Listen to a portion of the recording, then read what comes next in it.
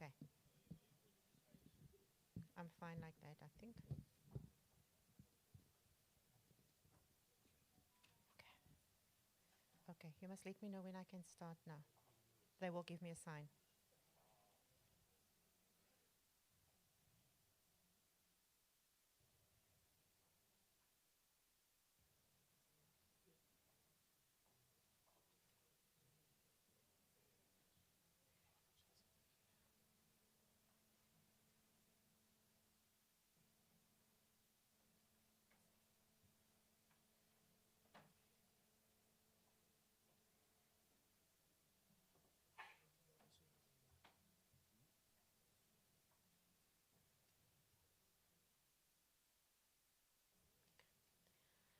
Good morning, everybody. I've just got the sign that we can start the session. Colleagues, I hope that you are well rested and that you are now ready for this last stretch of our learning and teaching week. You're ready for this day. You know, one of the interesting things that happened this morning as I was driving to work, for those of us who listen to SAFM, there was actually a conversation, okay, on AI getting legal opinions about copyright, etc. I think it's going to be I couldn't listen to the whole conversation, obviously, but I was thinking that's quite interesting for us because this was our focus that we had for yesterday. So yesterday, I myself, like Jackie, I need to put on my glasses to be able to see, what are the notes that I've put down. So it tells you something about our ages. So we've engaged intentionally yesterday around the role of AI in our academic encounters, and that really allowed us to boldly discuss both the possibilities and the concerns if we are not thoughtful about navigating this. I think what clearly stood out was that it is here. There's engagement with it in different ways, and that ethical guidelines for its use are a non-negotiable. I think those were some of the key issues that came out for me yesterday as well. Towards the end of the day, we engaged with 2 workshops as well, where we focused on an illustration on how AI is harnessed to develop question bank in Funda. That was the one that took place here. And the second workshop being an illustration on how design education, engagement, and social relevance and student entrepreneurship comes together. Today, our focus is on creative and humanizing pedagogies, and we will start off with a panel this morning with their discussion titled Reimagining Teaching and Learning Through the Lens of Ngugi wa Thiong's Insights and Writings, and we're looking forward to that discussion to happen just now. Thereafter, we will engage with a range of parallel discussions that informs the focus of the day, and you will notice that the program is not as densely packed as it was the previous 2 days, okay? And we'll end by midday today.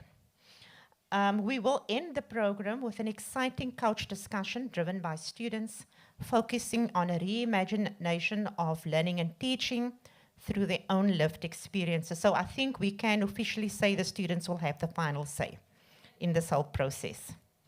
So before we hand over to the panel, we're going to have our video presented, the one that we had on day 1, where the students share their thoughts around their experiences of learning and teaching at NMU.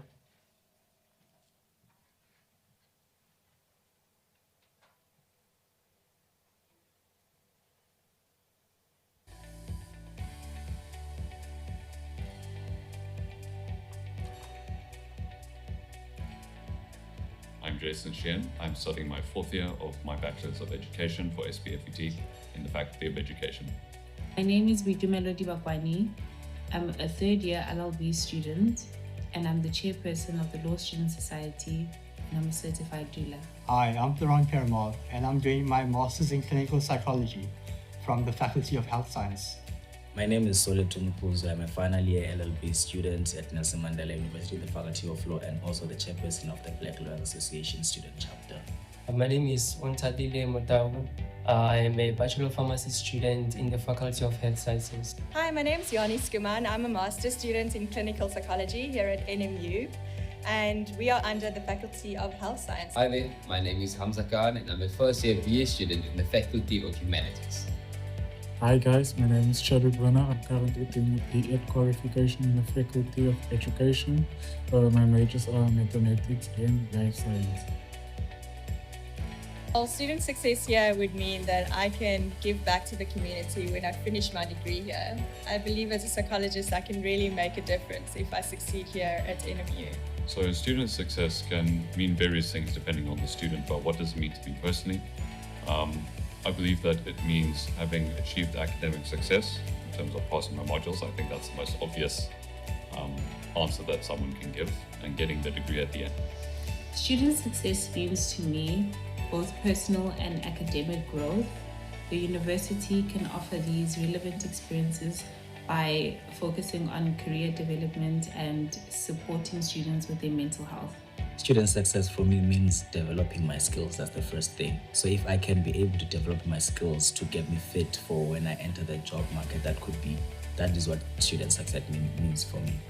And with regards to what can the university do, they can partner with firms and other companies that could assist in offering mentorship with students and perhaps taking some of the graduates when they graduate. It means finding balance between my academics and my outside life.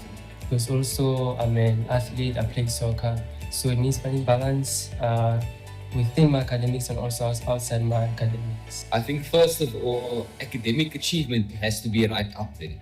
We are here for a reason, so we need to make sure that we cover our academic goals. I think secondly, we need to make sure that we grow as an individual. So we round ourselves, we engage with different people, we network. And then lastly, I think it's an enjoyment factor. We need to come here for growing ourselves as an individual, having fun, and making sure that our time here at Nelson Mandela University is worth it. It matters to me because I'll be able to uplift myself and my community, and specific doors will be able to open for me once I've succeeded at NMU.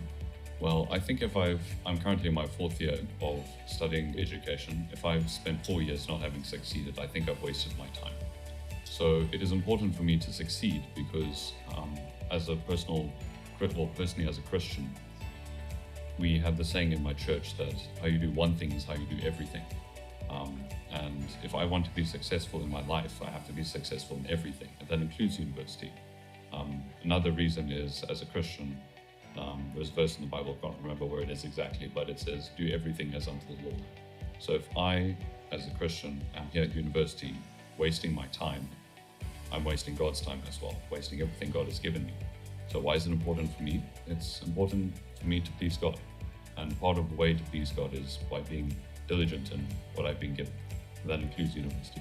It's about shaping our future. Every step we take today impacts our tomorrow. I think, like I said earlier, we are here for a reason. The jobs and the careers that we want to go into, they need this degree and this high certificate, this whatever we're working on here, they need it for a reason. So it's important for us to achieve it here and make sure that we get it done in order to achieve in the outside world.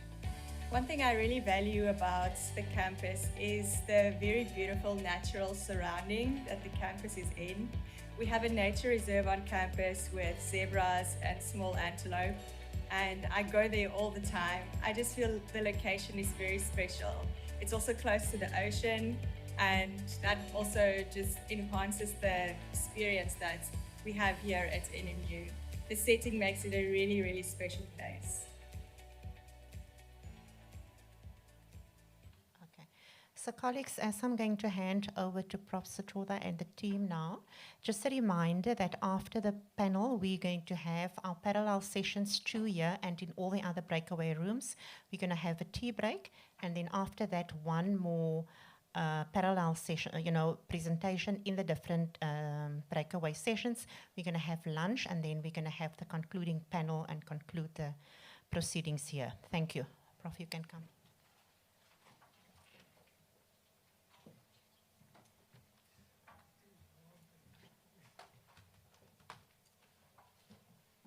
That's fine. Okay.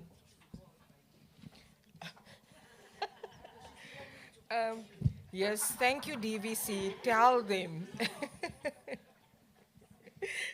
They're so excited. Good morning, colleagues, ladies and gentlemen, distinguished guests, DVCs, and all protocol observed. I am Professor Heloise Satora, and I'm the Executive Dean of the Faculty of Education.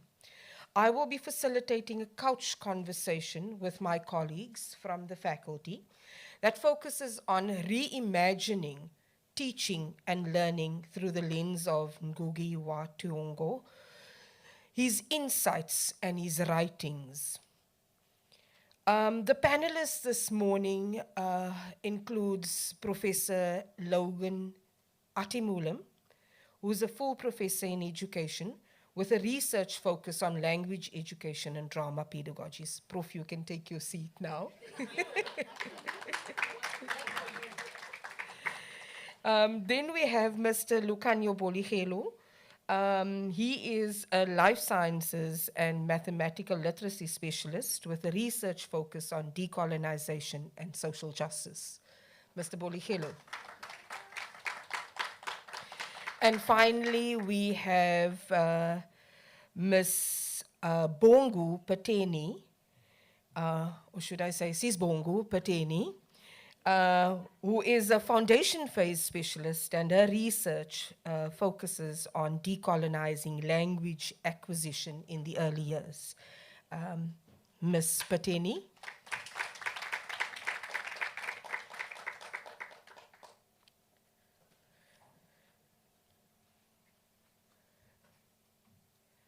So, we also have two other colleagues in the audience that I will call on later just to give a 1 or 2 sentence input into this.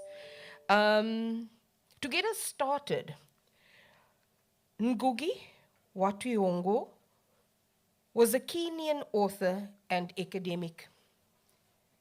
He passed away on the 28th of May this year at the ripe age of 87.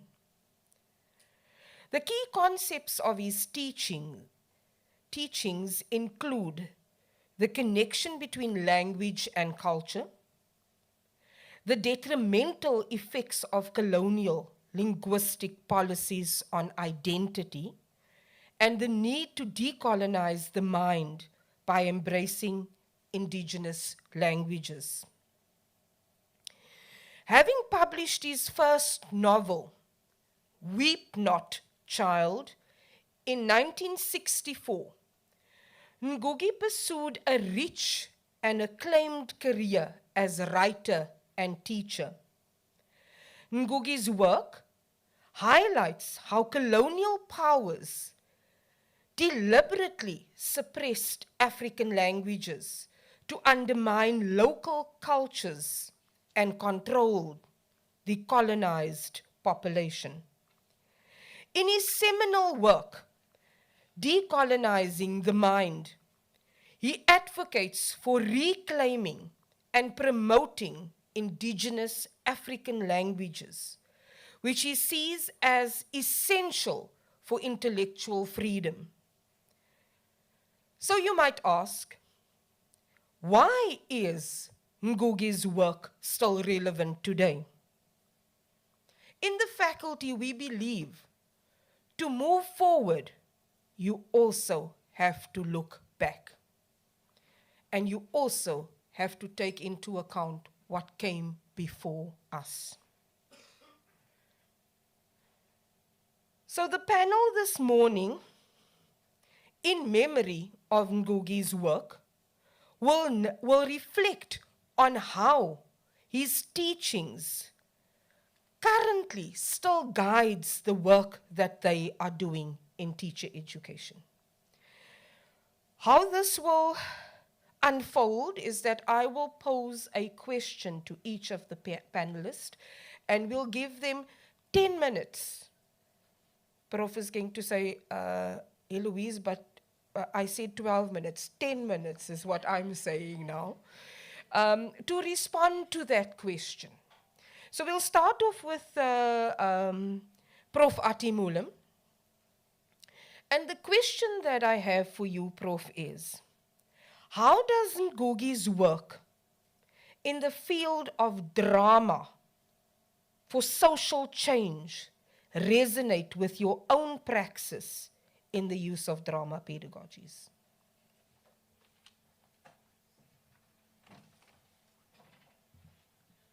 Good morning, colleagues, ladies and gentlemen. I will be presenting from here because I have quite a few photos to show you relating to my work.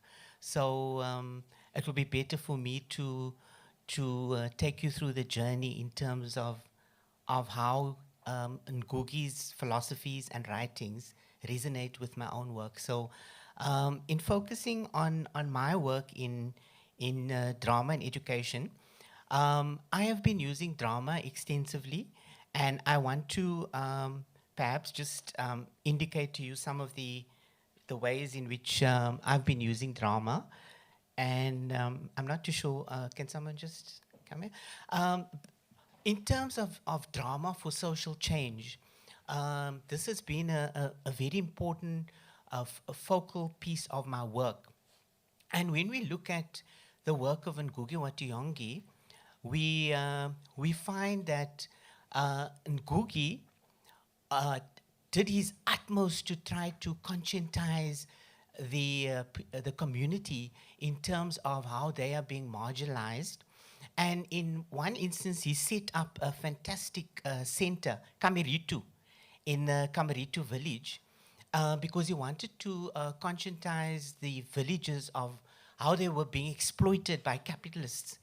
And through this initiative, he really made a constructive contribution to empowering people, the peasants especially, in terms of how they were being marginalized by the capitalists. So there was a heavy focus in terms of how do we conscientize people for social change and social action.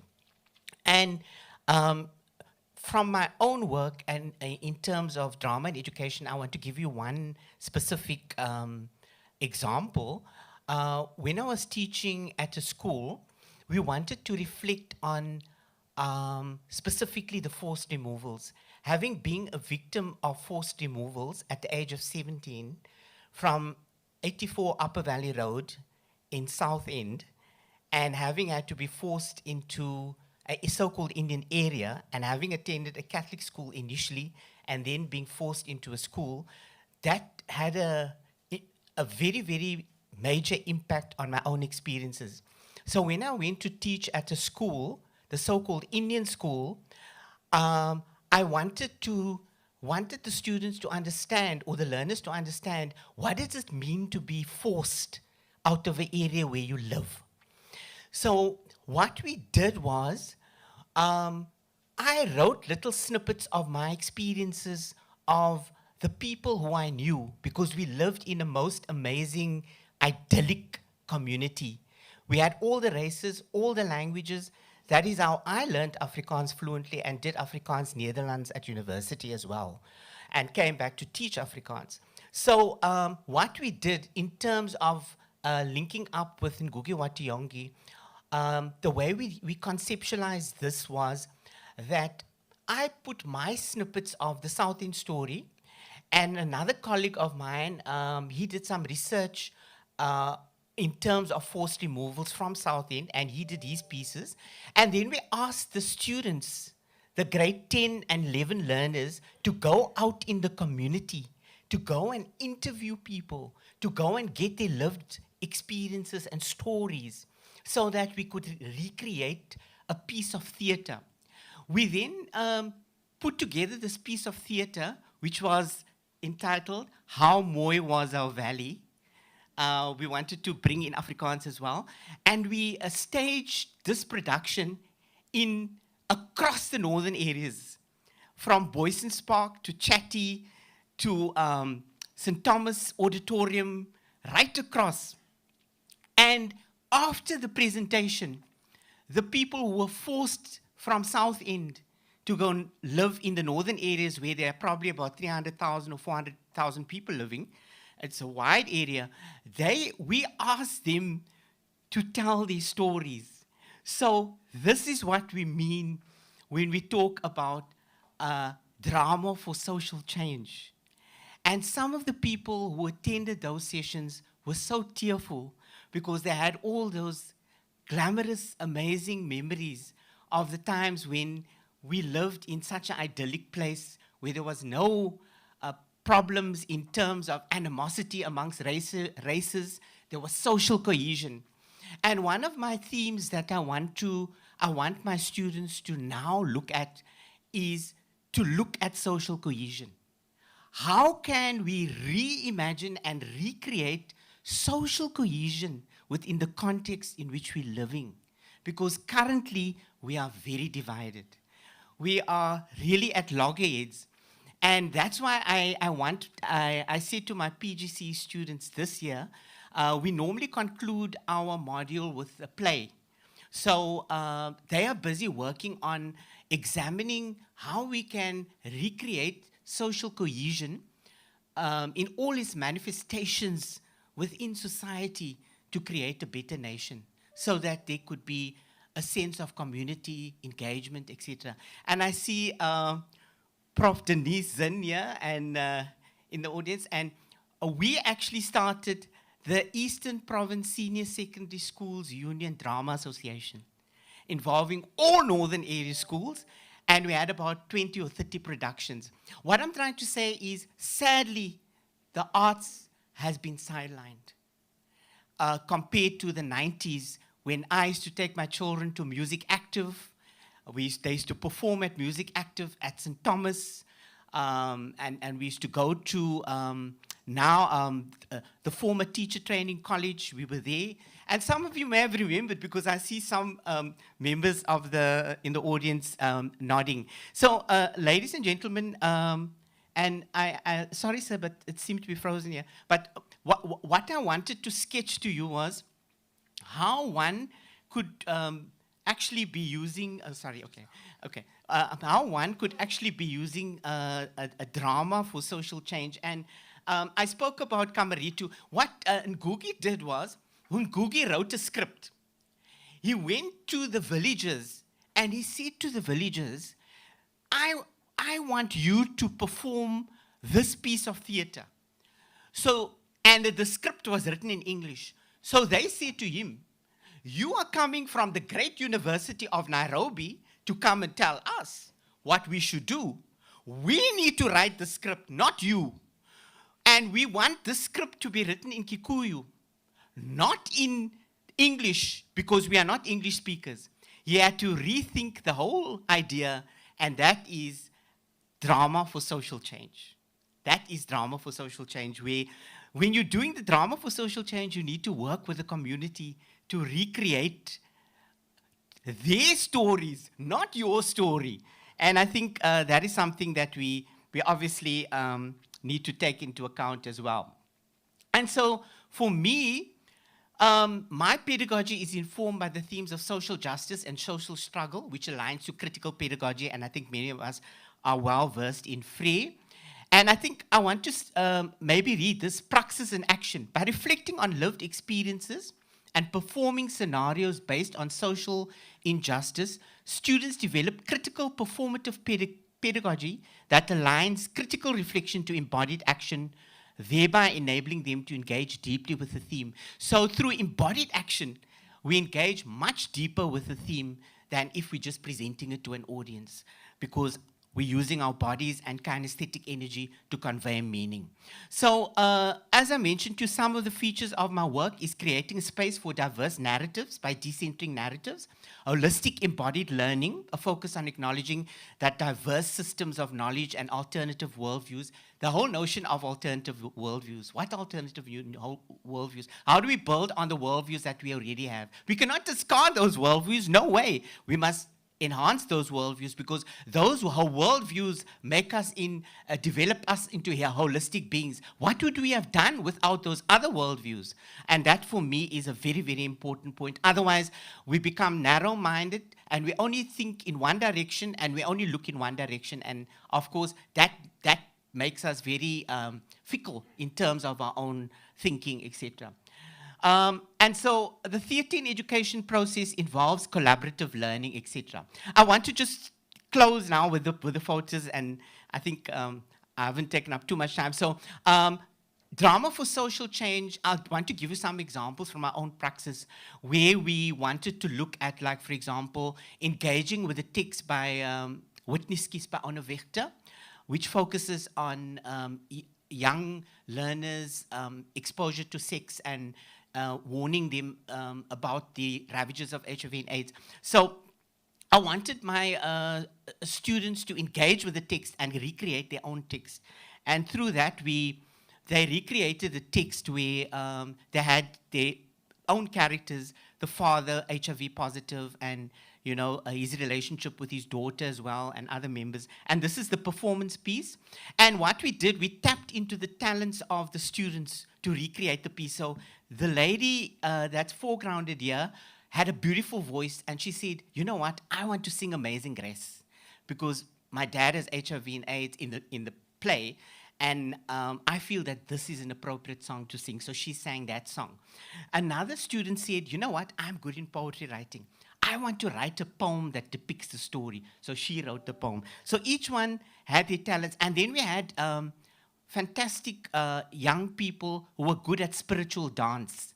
And they came in and they did a piece. We showcased this piece of theatre with poetry, prose, drama to groups of people and to the students at university, and invited faculty members to come and have a look and then to comment and critically engage with the issues there.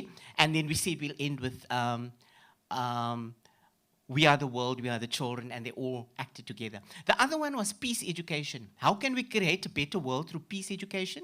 And we did this with groups of students and our colleagues from Carl von Ossitsky University who were here. They brought their students. We had our faculty members, and we created frozen scenes depicting what does it mean to have to be peace. I started off with John Lennon's song, Imagine.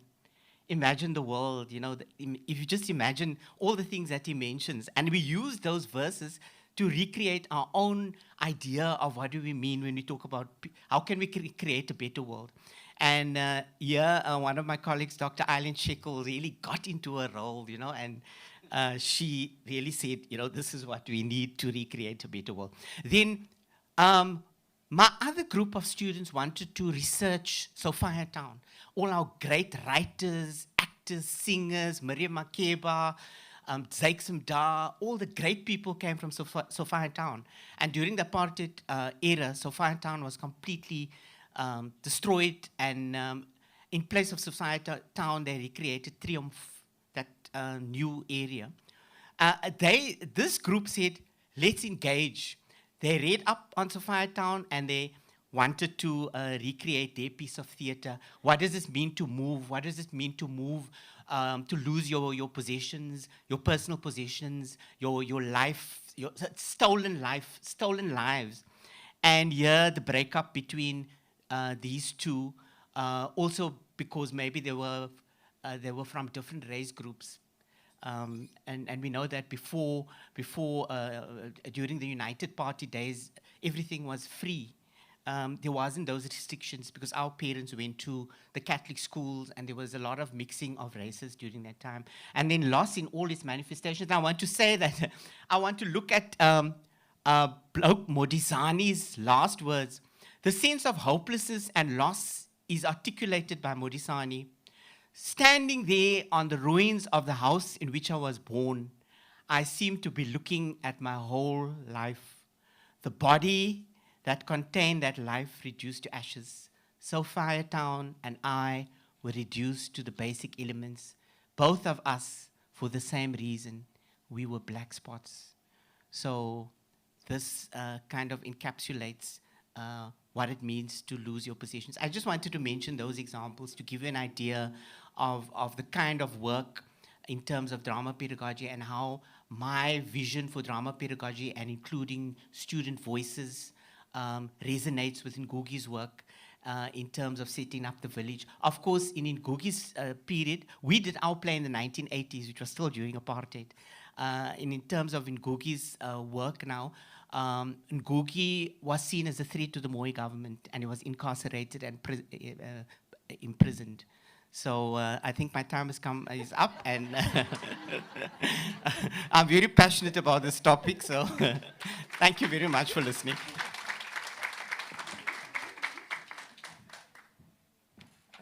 DVC, I know my people. Ne? Thanks, Prof. Atimulim, for sharing your passion with us, but also showing how you draw on Ngugi's work to teach about social cohesion, but not just to teach about it, to show how it can be done. So thank you very much for that. We're going to move swiftly along, and I'm now going to pose a question to Mr. Boligelo. And the question for you, sir, is, given South Africa's history of language as a barrier to education, what would Ngugi say about the current language policies? And how might his call for decolonizing the mind shape pedagogy towards or against linguistic justice, cultural identity, and epistemic excess? Over to you, Mr. Boligelo. Thank you very much, Professor Tora.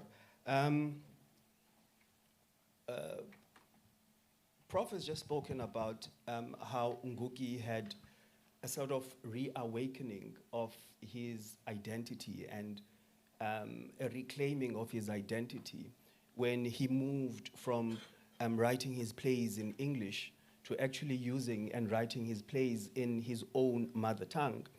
And he subsequently became an advocate for, the use of mother tongue, both in schools as a language of learning and teaching, and at university, and so on. And so when I started thinking about this question, I started asking myself, I kept on prompting myself, what would Ngugi say with regards to the current education policies in South Africa? And I started framing a possible answer by looking at basic education specifically. But then I thought yesterday, no, the audience that I'm going to be speaking with today is mainly at university. So I reframed it again, and I looked at what would Ngugi say with regards to university language policies that we currently have. And so my argument and my attempt at answering that particular question says Ngugi would likely view the current policy landscape as a mix of official multilingualism in theory, but in true essence, there is still a de facto dominance of English. That even when we are calling for, and when we are saying that we need to be multilingual, but in fact, what we are still saying is we're still perpetuating the dominance of English. If you were to go to a lot of faculties that have modules in multilingualism, in what language is that? In what language are those modules of multilingualism taught? In English. And so the question then becomes, are we really going far enough in order for us to try and embrace African languages?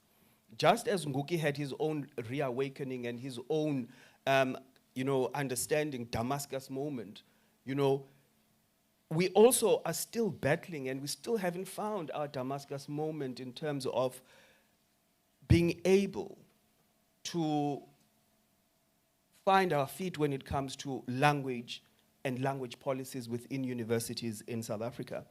And so I refer to this quagmire and this position or place that we are at as university right now as incomplete decolonization. Because multilingualism does not go far enough, it's not radical enough, and we are stuck somewhere where we want to actually do it, but we just don't have the, I would say, the political will to actually do it.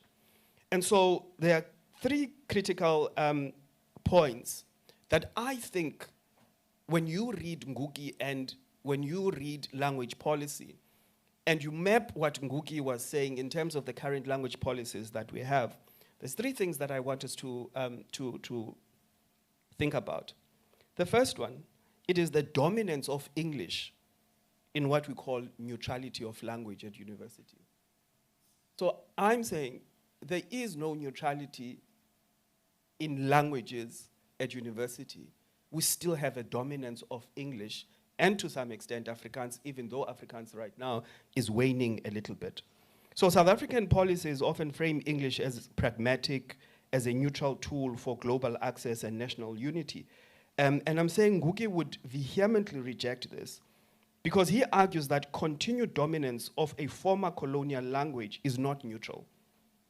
It is actively displacing African languages from the high status domains of knowledge, science, and critical thought. And it creates a hierarchy that mirrors the racial and cultural hierarchies of apartheid. So I'm saying we have not moved in terms of addressing the language issue and the language policies in South Africa. And perhaps what we are doing is a cosmetic cover-up by using multilingualism and hiding behind the issue of multilingualism.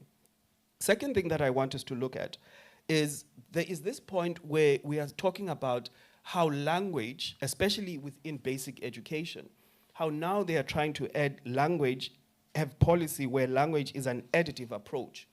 And I'm saying additive bilingualism, especially in basic education, again, is not going far enough. We are still valorizing the importance of English. And many policies that advocate for additive bilingualism where students learn English in addition to their home language, I am arguing, Ngugi would argue that this is insufficient. So the goal is not just to speak a mother tongue at home, but to think and create knowledge in it at the highest levels, including universities. So an additive approach still threatens, African languages as a bridge to English, which remains ultimate destination for serious academic work. Because right now, if you cannot, I'm sitting here, I'm expressing myself, trying to express myself academically, but I'm still using English because of the position and the positionality of the particular language. And Ngugi would see this as a fundamental failure to decolonize. And so part of the reason in 2015 and 2016, when we called for radical change in some of the things, it is not the cosmetic things that we are currently seeing at universities right now. We called for a radical dismantling of some of the institutionalized and some of the entrenched policies that were not speaking to students back then. And I can tell you right now, students are still grappling with the issues of language, even as we sit here today. They're still battling with the issues where they don't see themselves in the curriculum that is being taught, where there is still there's an author that speaks about epistemicide, where it's an injustice. The curriculum that we still are teaching really still puts black students on the outside and in the peripheries of that particular curriculum that they should be engaging with. And one of the reasons why this is the case, it's because of the language and the language barriers. The third thing, close to my last thing, is this whole issue of epistemicide that I spoke with. So then what would Ngugi say towards what do we need to do towards linguistic justice? So we need to be radical where we are right now, radical with regards to multilingualism. So justice would move beyond simply allowing students to speak their languages in class. It would mean actively developing these languages as mediums of instructions, research, and publication. So this would involve massive investment in terminology development, translation projects, and the creation of academic literature in African languages. And we need to be able to dismantle this hierarchy and challenge the very notion that English is inherently more suited for complex thought. And pedagogy would treat all languages as equally capable of conveying sophisticated knowledge. So in conclusion, Ngugi would likely argue that South Africa's current language policies are a form of a compromise with the logic of colonization. So while the intention might be redress, the outcome is the continued centering of English and the marginalization of African knowledge systems. So his call to decolonize the mind would demand a far more radical reimagining of pedagogy, one that sees the development of African languages as academic languages and not as an optional extra, but as the very foundation of linguistic justice, cultural confidence, and deep epistemic access. So it's a call to break the final chain of colonial control, the hegemony over how knowledge is produced and validated. So the tensions this creates with pragmatism and globalism are not reasons to abandon the project of making African languages academic languages, but the very site of the struggle for a truly decolonized education system. Thank you. Thank you very much, Mr. Boligelo. So the question remains, why is it that we allowing English to continue being the dominant language in academic spaces? When Lokhanyo was talking there, I have to say this, Prof. Keet, I remember him standing up to me in one of our student meetings and saying, "Hi, Prof, hi. How can you send somebody to come and assess me in school that does not know how to speak isiXhosa? But the person must come and assess me who's teaching in an isiXhosa class. I'm teaching maths, but I have to code switch. And then your assessor does not understand. And the assessor sometimes even thinks about marking me down for doing that." I want to move to the next young lioness in the faculty, Miss Pateni. And the question to you is, Ngugi calls language the carrier of culture. Tell us about the moment this became personal for you and trace your journey from agreement to activism in reclaiming and learning your mother tongue. Over to you, ma'am. Okay, perfect. Molweni, igama lam, my name is Ntombe Bongo Peteni. And I get a nice talking point because it's a reflection. And Ngugi's work is not an abstract concept for me, it's reality. It's my lived experience. And I remember the first time I was introduced to Ngugi when hot eyes formed. A lecturer of mine walked into the class, I don't remember what year we were in, and she was reading Decolonizing the Mind, and she read this quote for us, and she wanted us to reflect on it. You know how you guys like us to reflect. So she read this and she said, "One of the most humiliating experiences was to be caught speaking Gikuyu in the vicinity of the school. The culprit was given corporal punishment or made to carry a metal plate with inscriptions such as, 'I am stupid' or 'I am a donkey.'" This was Ngugi wa Thiong'o's reflection on school and how his language was always, they tried to erase their language. And then she told us we should reflect on what Ungugi's experience is and reflect on our own experiences. And you know when you watch a movie and the character goes, "Zhoop," and it goes back into like a past life and they live this memory in like a very blurry moment? That's what happened for me. And to give you context, you need to understand that for the first 3 years of my life, I was raised by my grandmother, Engqushwa, Efeni. And hello.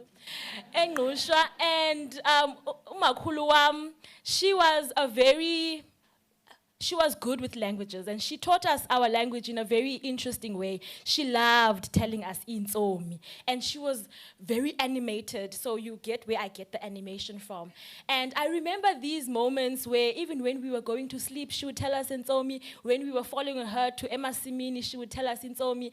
And so I had a very good big grasp of isiXhosa from a very young age. But then I moved into the suburbs.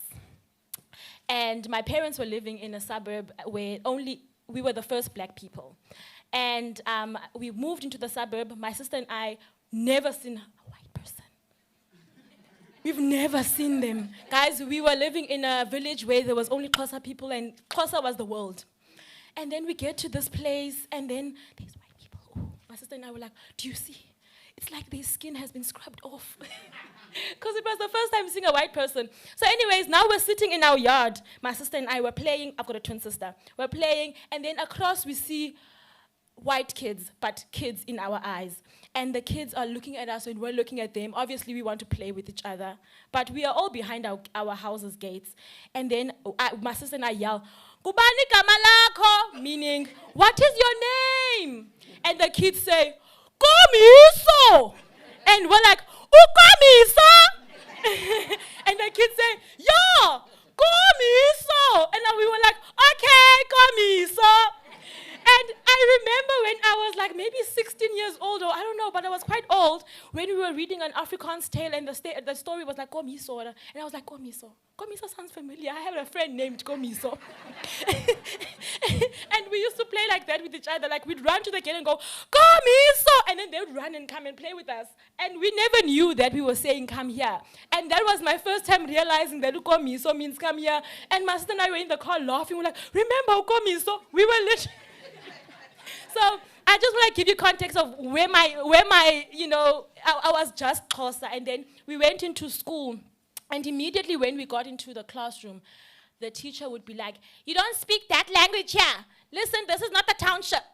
You know, I am really impersonating this character very good. This is not the township, and it was always that thing of you don't speak this language, like you sound stupid if you are. But because of my background, because of umakhulu, for some odd reason, I always found something wrong with that. And my friends and I, during break, we even would talk about how unfair that is. We always knew it was just not right. It was erasure. And I remember my friends and I, we actually created a language of our own.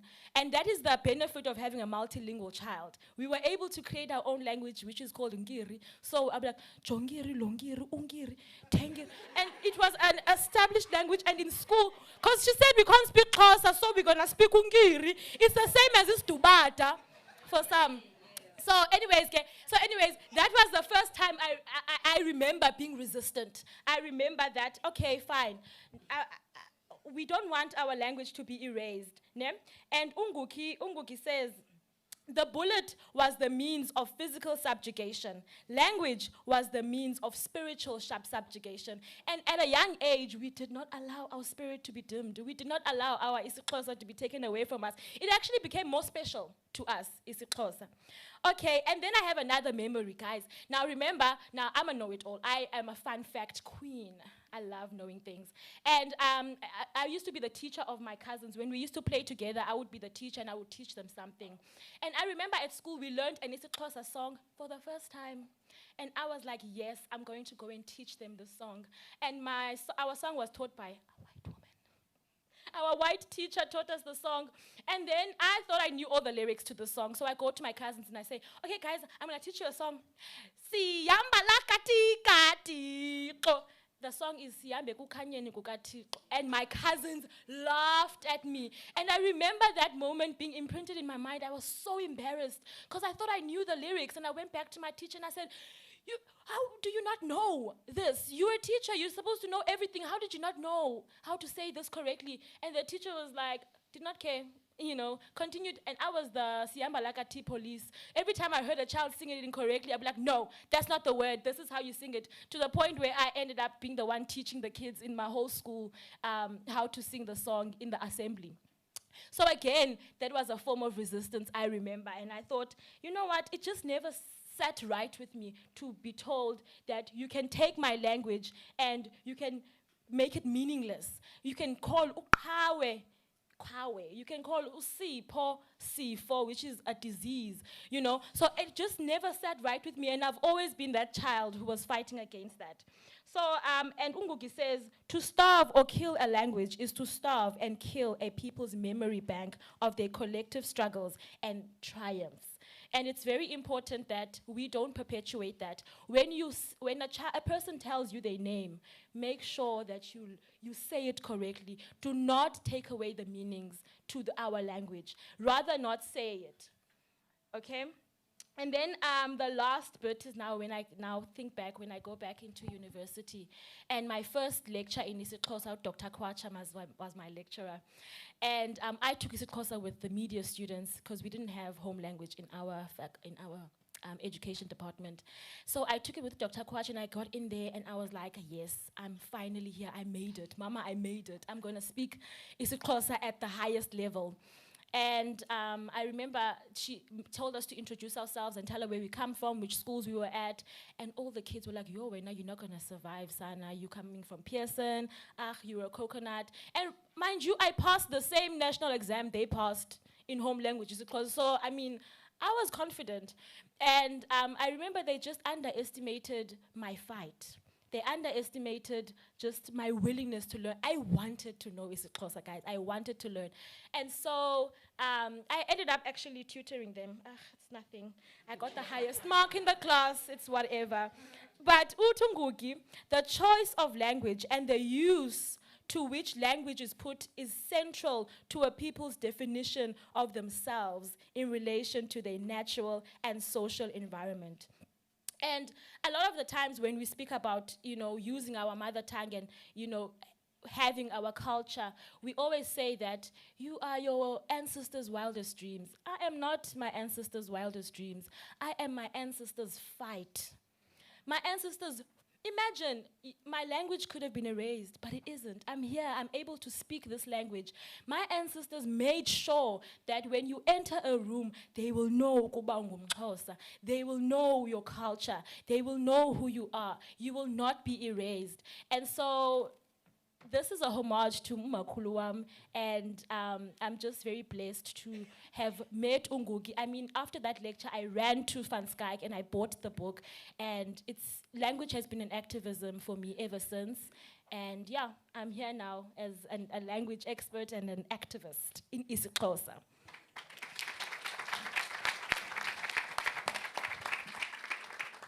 Thank you very much for sharing your passion with us. It was evident. And when Bongo was talking, another memory came to mind of a student coming into my office and sharing an experience with me. And, I really felt for the student, and the student could feel that I felt for the student.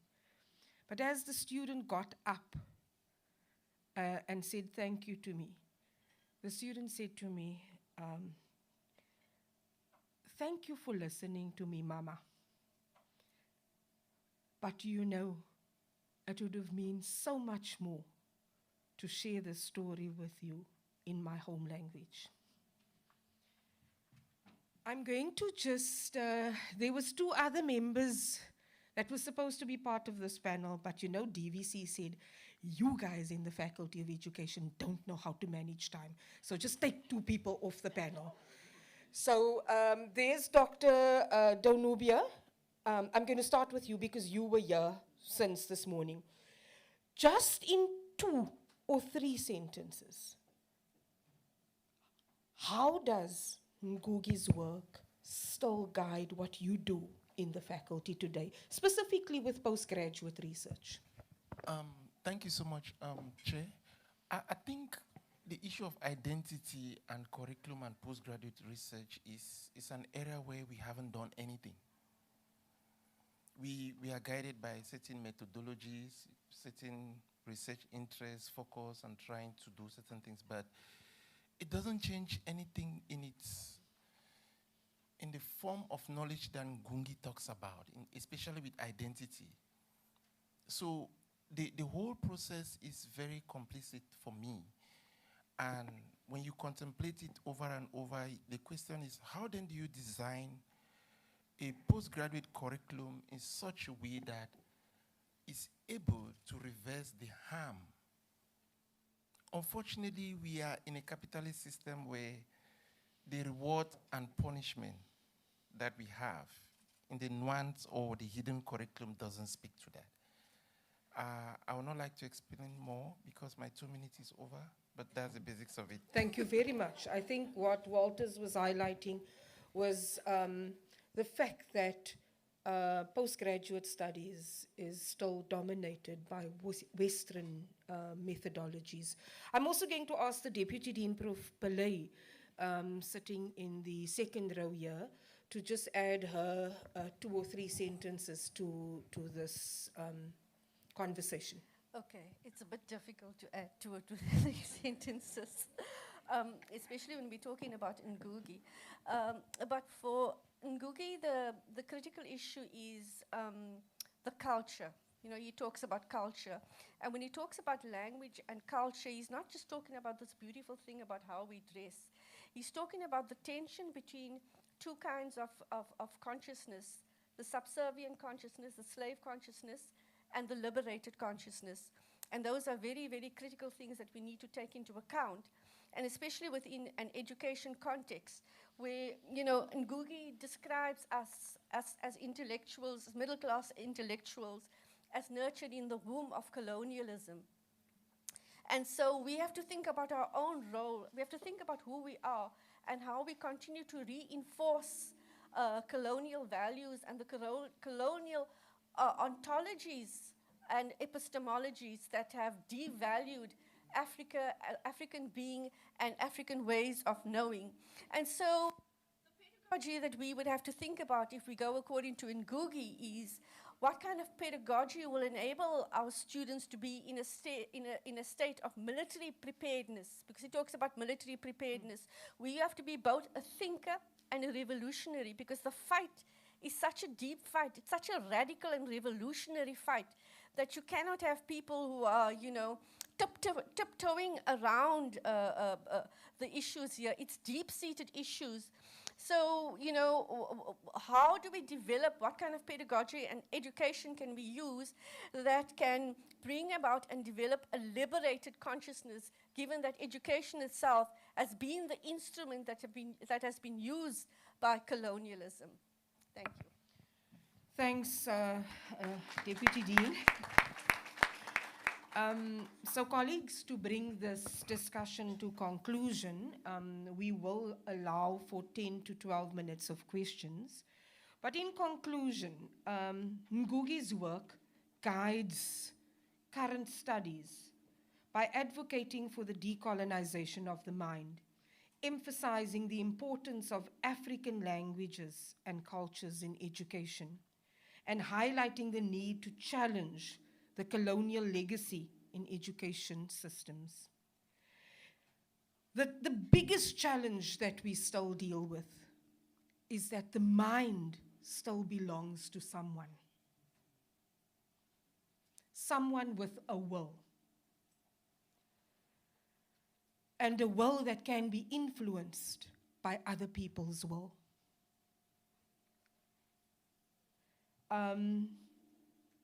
His theories promote a more inclusive and empowering model of learning that encourages us to reclaim the African voice and worldview. This is what we heard from our colleagues here this morning. His central argument is that colonialism persists in the minds of the colonized people. What is even further challenging is that even after liberation, those colonized minds continue to colonize others. Thus, he encourages us to analyze and dismantle the lingering effects of colonial thought in various domains, especially in what we teach and how we teach it.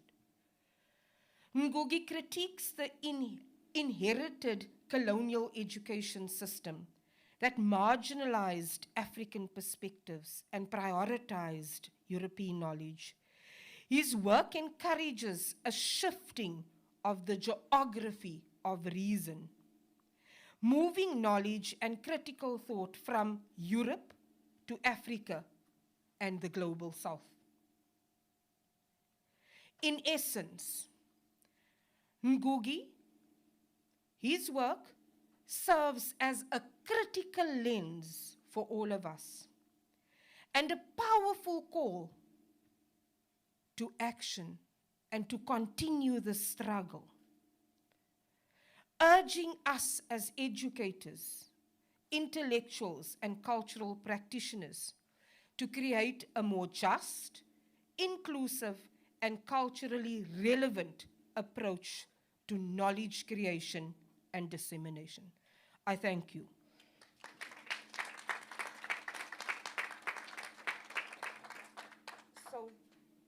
So now we're going to open it up for questions, and I already see 2 hands. There's 3 hands. Let's take those 3 questions first, and if there's time, we will take another set of 3. Over to you, ma'am. Please tell us who you are. Good morning. My name is Sinawo Lukubeni. It's on. Okay. I have a question for Prof. Atimulam. My question is, you spoke about decolonizing the mind. How do we decolonize a mind that doesn't see that it's still colonized? I am asking because I will make an example. The majority of people, black, take their children to the prestige schools. There, you are told that you have to speak English at home to accommodate this child that has to speak English. I learned English as a first additional language, but I am speaking English here. At home, they have never spoken English. At home, I'm the first one to even finish grade 12, get to university and all. We spoke isiXhosa, we speak isiXhosa, yet I'm here able to have a conversation in English. But we have many households or many people who do not see a problem with speaking English to accommodate a child who is going to a school that teaches English as a home language. So how do we decolonize a mind that does not see anything wrong with that? Because now you have a home language that is no longer isiXhosa. That is now English, because you are accommodating these children that have to speak English. You are telling me that these children will not benefit from isiXhosa. You know, we have those questions. We have those. I was presenting here on Monday, and the people who were against those translations were black people. How do you decolonize a mind that does not see that it's colonized? That one was to you. And to Mr. Boligele, I say language is a social justice tool. What can be done to incorporate indigenous languages at university? Because we have people who come from quantile 1 to 3 schools. Many students here come from those schools. They are taught throughout their basic education using translanguaging. The teachings are mostly in isiXhosa than English. And they get to NMU, and here there is that shift. How do we accommodate those students to perform better? Because now it comes to a point where they do not perform well, and the issue of language as a barrier is not taken into account when looking at their performance. How do we then help those students? Thank you. Thank you. Can we get the other two questions to be posed as well, and then the panelists can respond? Thank you. It's Tepang from Solplach University. Thank you, panelists. You made a quite captivating and thought-provoking presentation. Prof, you know, we have these fancy strategies, multilingualism, translanguaging, translation, which for me, they sound like a grandiose attitude of vanity. My question to you is,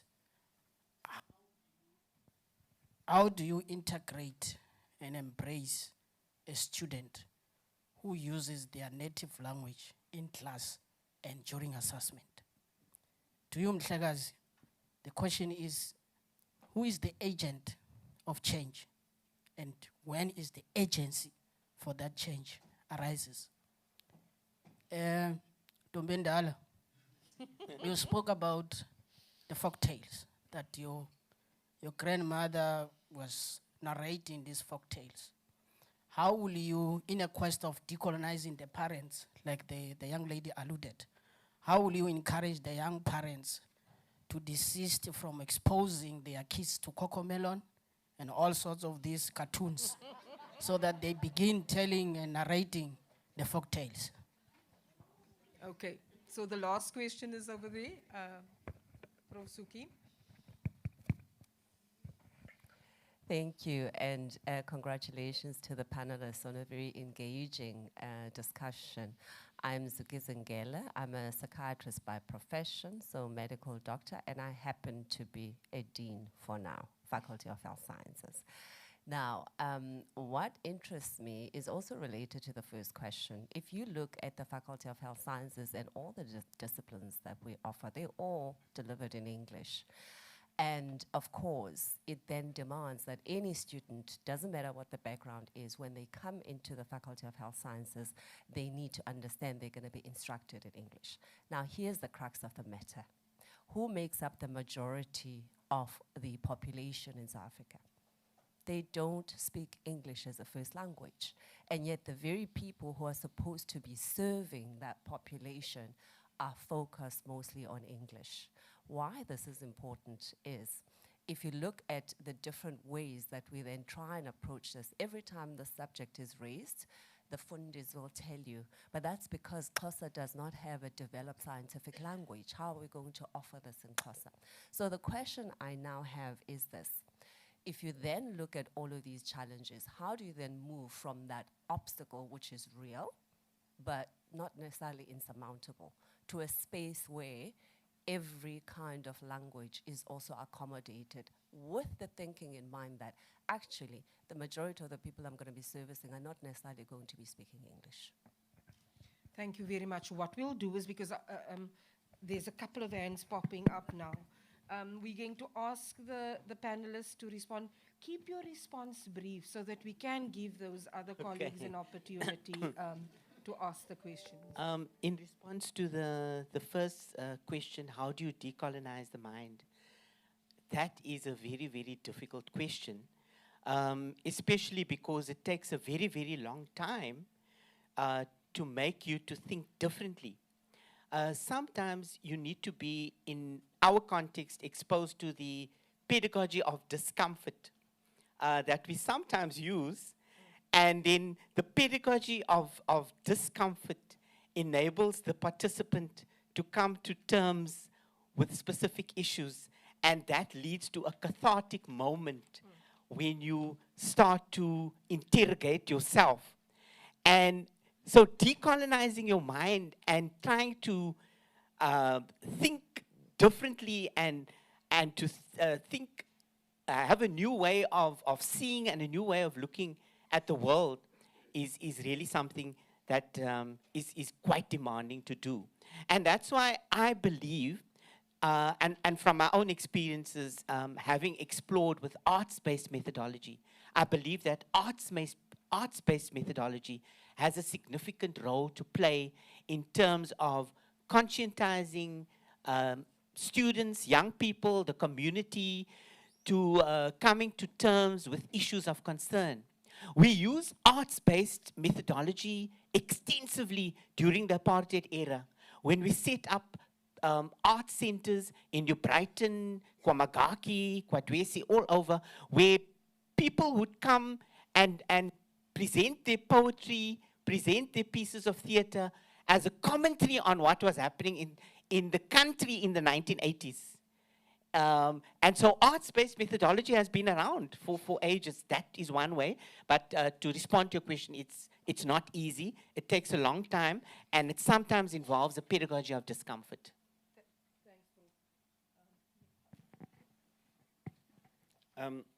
Thanks, Prof. I'll try to be short because some of these questions really need proper ventilation, you know, and beyond this particular space, the conversations still need to happen, and not just at a superficial level, but at a very deep level. But coming back to your question, I'll just pick up on the last part where you were asking, how do we accommodate English first, I'll call them English first additional language learners, even though we realize that some of them are actually third, you know, and fourth language speakers of English. How do we accommodate them? I think the best person is sitting, who would be able to answer that question, is sitting right in front of us. But I will attempt. It's the DVC, but I will attempt to answer the question. In a recent study that I have just conducted, where I was looking at how grade 9 learners are actually being taught mathematics, and the tools that teachers are actually using in schools in order for them to be able to teach mathematics. It's the common tools that we currently know and we have. It's translanguaging, it's code switching, it's using, it's lecturers being able to use from simple English and then scaffold their way to a particular subject and language that these particular learners need to know.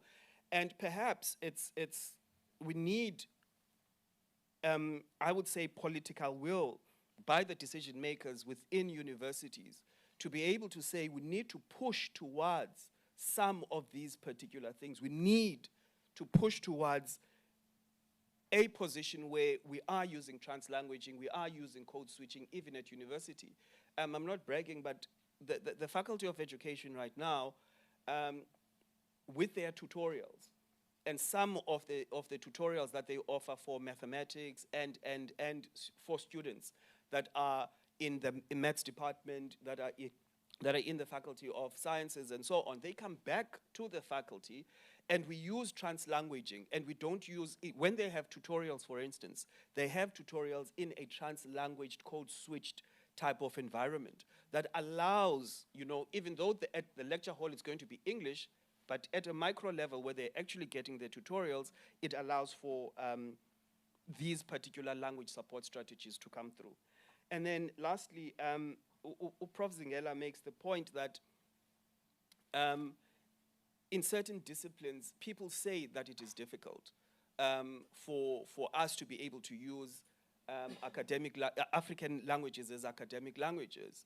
And I want to push against that and say it's not difficult.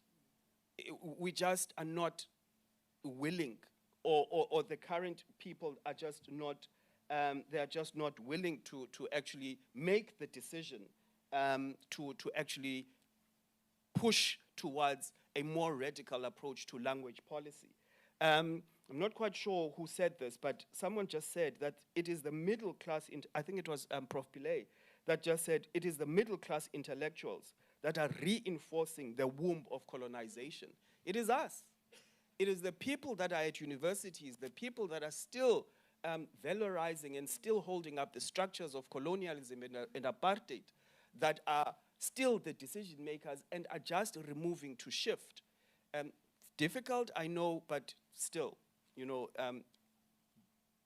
we lack political will. Thanks, bro. To answer your question, Buti, if you want uCocomelon to not be the only content your child consumes, make something else available.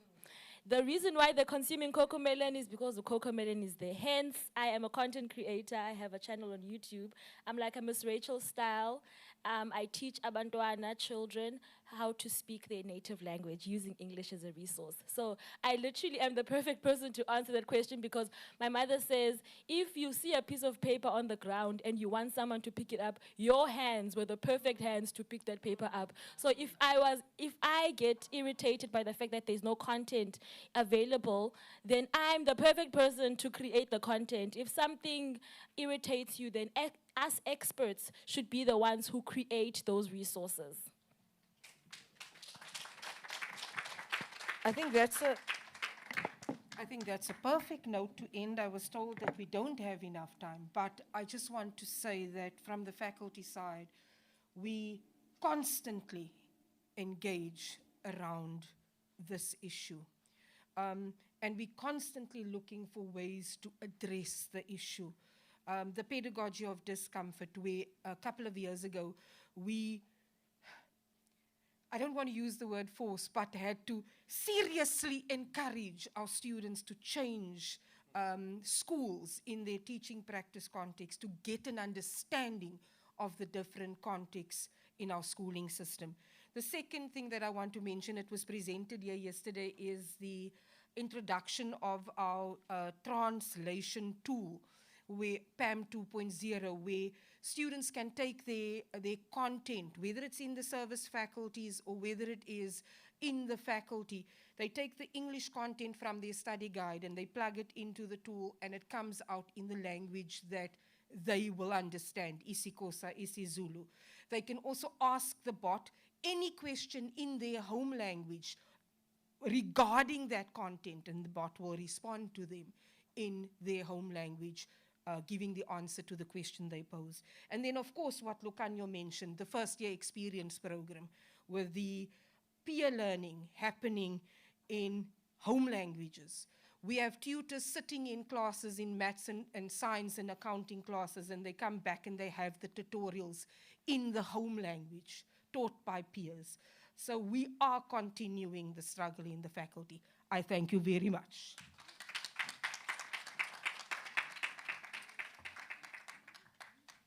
Colleagues, can we please give this panel another round of applause? I think they absolutely deserve it. And in all fairness to them, you know, that additional 5 minutes was the additional 5 minutes they had to wait to start this morning. So we're just aware that we will take that 5 minutes from our tea, from our tea break. So what we're going to do now is that we are going to break into our panel, you know, our parallel discussions. We're going to do that immediately for all the different venues, including this, all the presenters. Can you make sure that your presentations are here and that they are loaded, and that our moderators for the session, you know, for the venues are going to where they are, and you're going to do the ones now before tea, and then you're going to do the one after tea as well. Okay, thank you.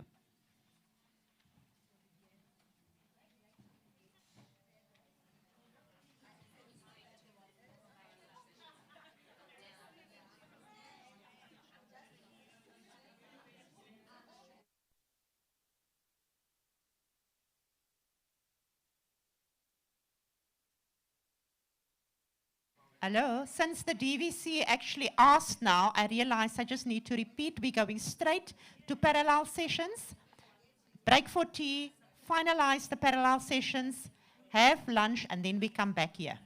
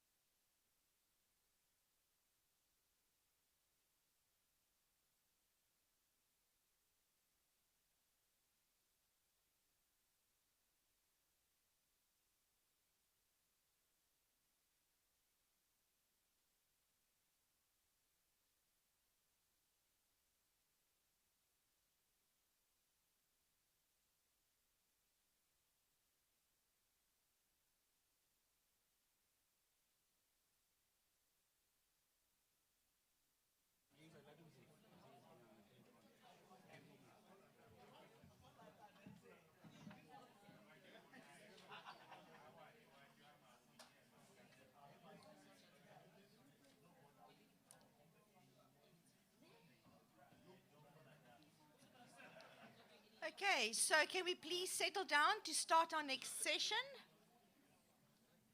Welcome to those who haven't been here before. I'm Karen Gerber, nurse educator in the Faculty of Health Sciences. Next we have Dr. Noluvo Hongana. She's going to talk to us about reclaiming African oral traditions in teacher education through digital storytelling.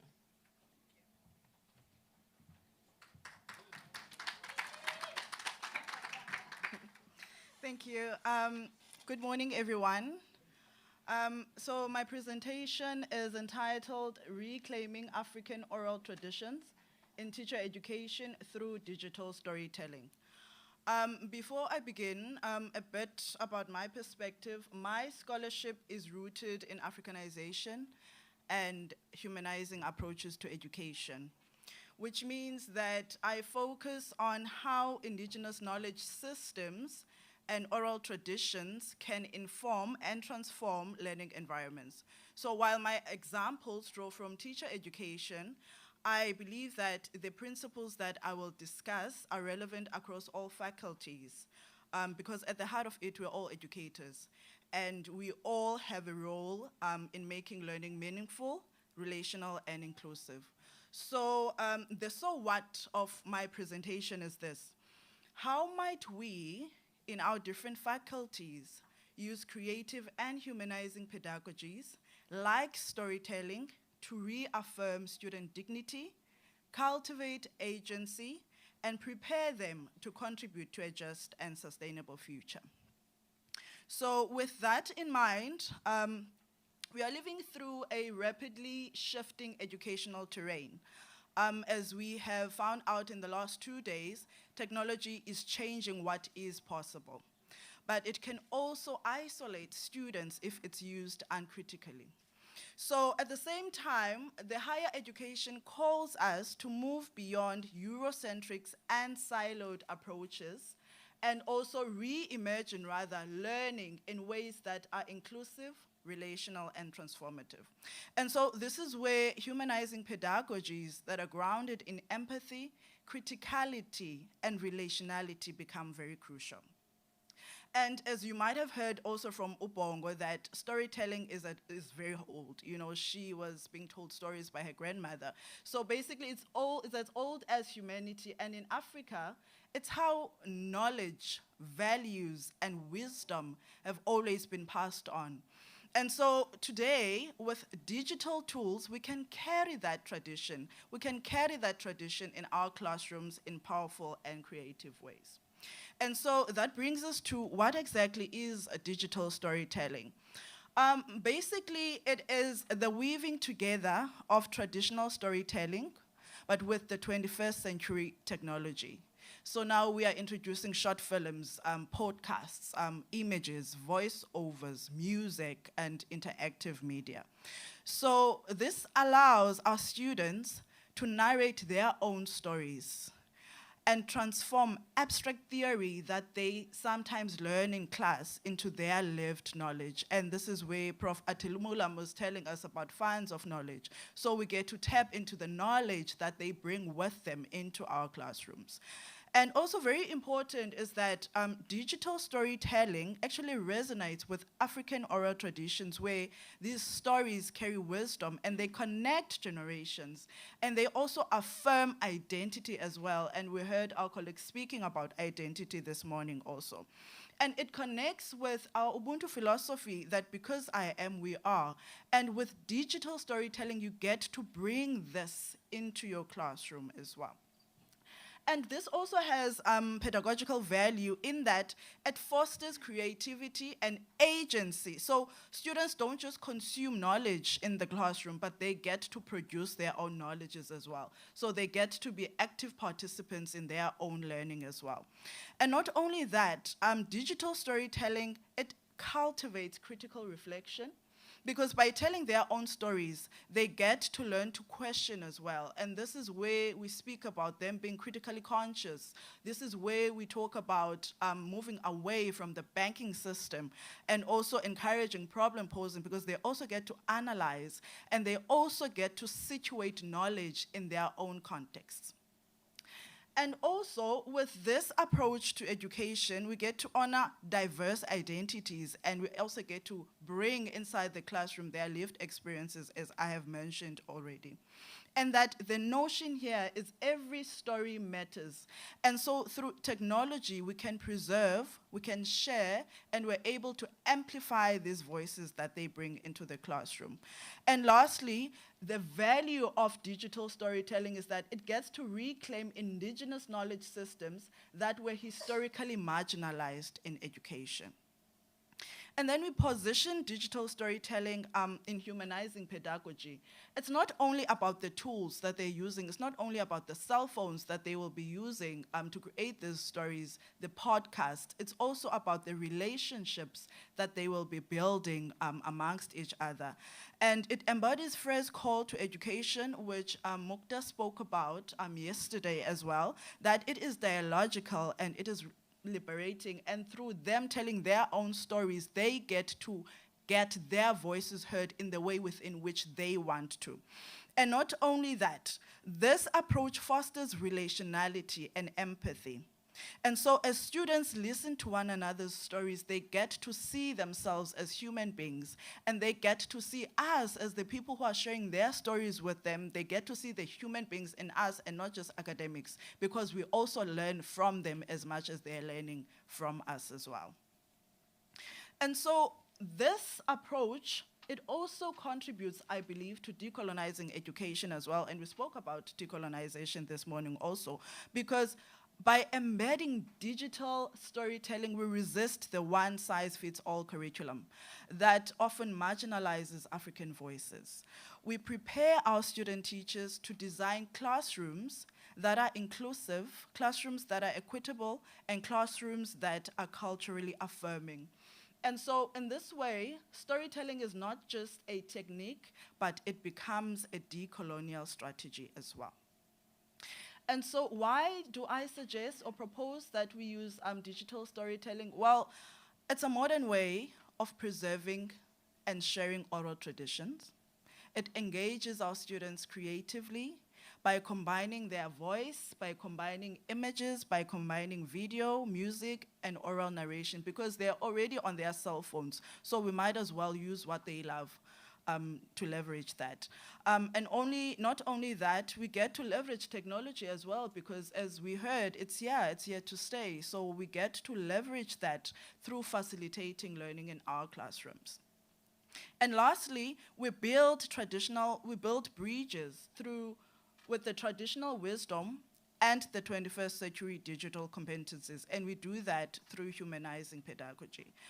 Then I have an example of how this can play out in the classroom. There's a module that we have in the Faculty of Education, history, when we're teaching our students history of education in South Africa.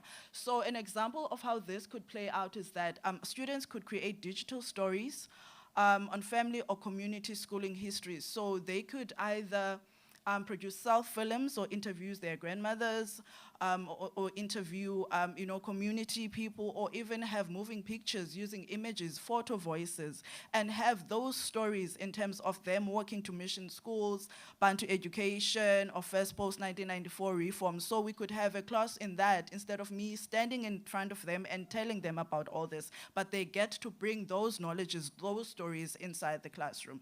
So this way, history becomes personal because they recorded these stories, and history becomes critical, and history becomes alive. And so this way honors oral tradition, but also fosters empathy and reflection as well. And just the benefits of this approach is that it also encourages cultural pride and identity, and it promotes critical and creative pedagogy. And not only that, through this approach, we also encourage multimodal learning, and we prepare them to teach in culturally relevant ways. Of course, there might be challenges and considerations, such as access to technology and skills that are needed in terms of digital literacy.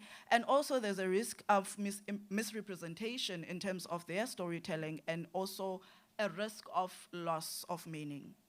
But with this, I do think, and I proposition that oral traditions, they are living knowledge, And this approach is a way to honor the past, but also whilst we are engaging the present.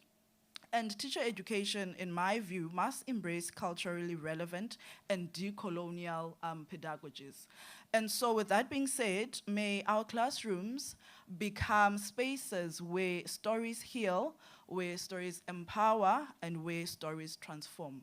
Thank you so much.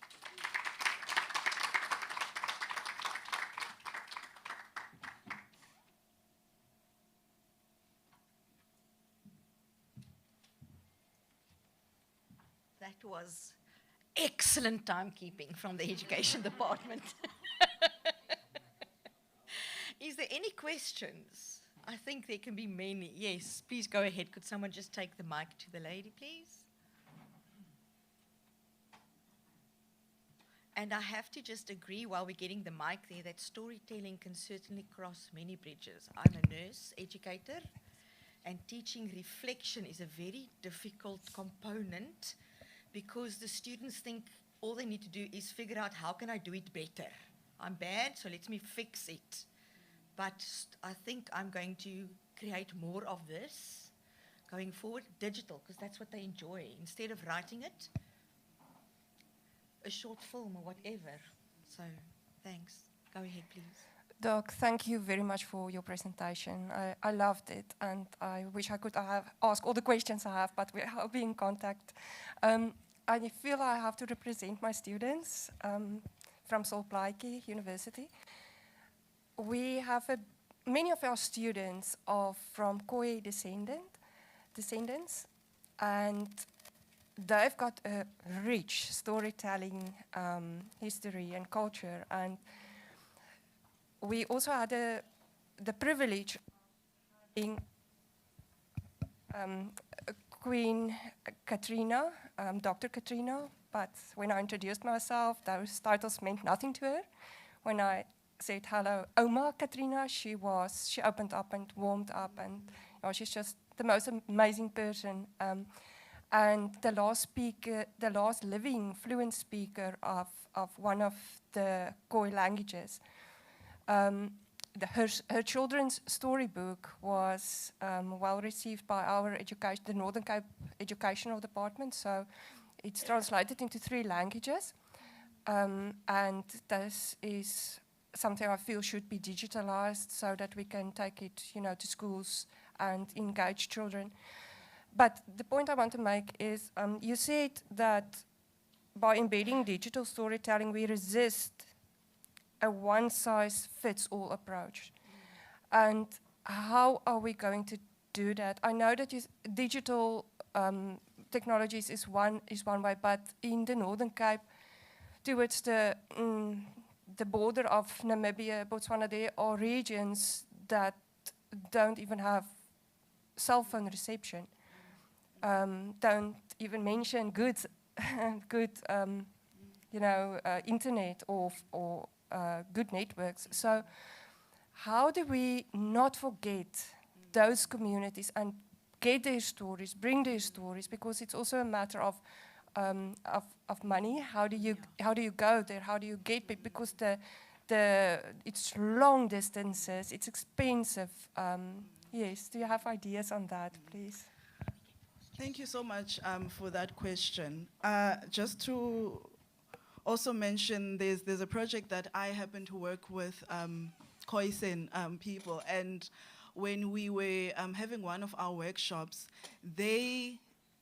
because I was suggesting that we do participatory videos, in terms of telling their stories, and then they asked, how about we draw? Because it speaks to who we are and it speaks to what we're accustomed to. And so in our context, it was not a matter of technology and not having access to, but they came up with drawing. And that's another way you can tell a story, through drawing. So I think we need to be aware of the context and do what works, in that context. And so I would suggest maybe drawing and then narrate the drawing. And I'm also very passionate about participatory visual methodologies, and drawing is part of that. So drawing could also be a powerful, form that they can express themselves, especially when you trace drawing in terms of the history with the Khoi and Sen, it's part of their identity. So that would be one of the strategies that I could propose. Thank you. Any other questions? We have one here. We still have a couple of more minutes.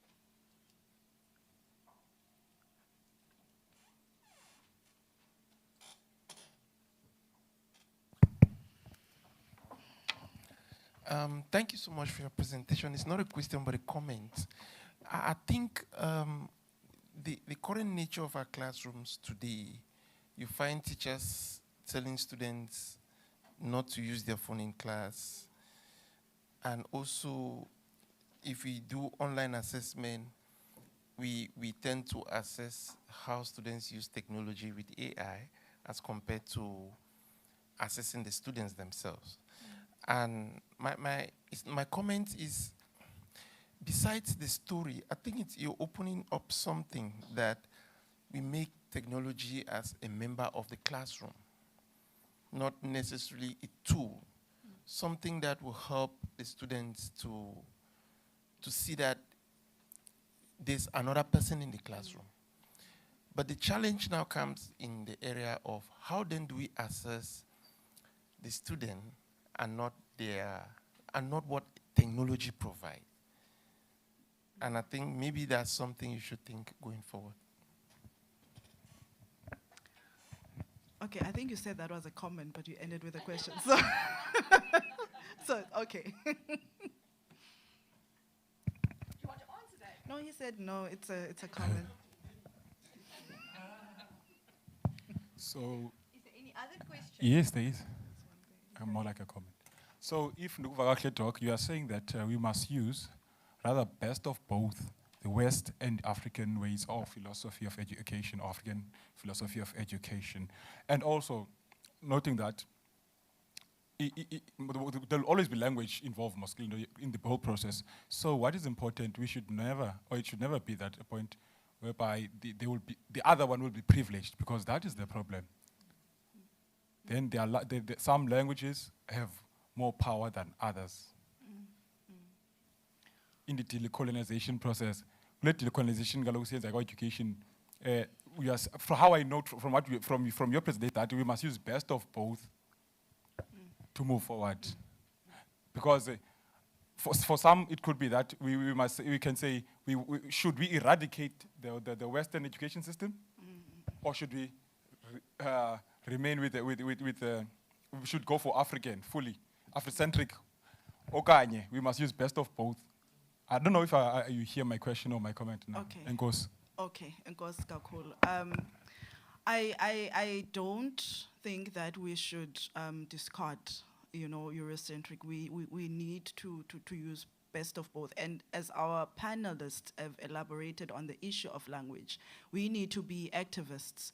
We need to activate for our own languages, and that's another discourse when you're talking about decolonization now, that we really don't, would be here for the whole day. But in terms of what I was presenting on storytelling, you can tell your story in your own language. You can tell your story in your own language, because that expresses who you are. That is your voice. You don't have to conform to a language that is foreign to you to be able to express yourself. So we welcome all languages. We welcome because you are expressing yourself freely. We're conscious of that there are some languages that take precedence over other, but I think that's the fight, that's the struggle, that's where we are fighting and striving for. But to answer your question in terms of digital storytelling and storytelling, you express yourself in your own language.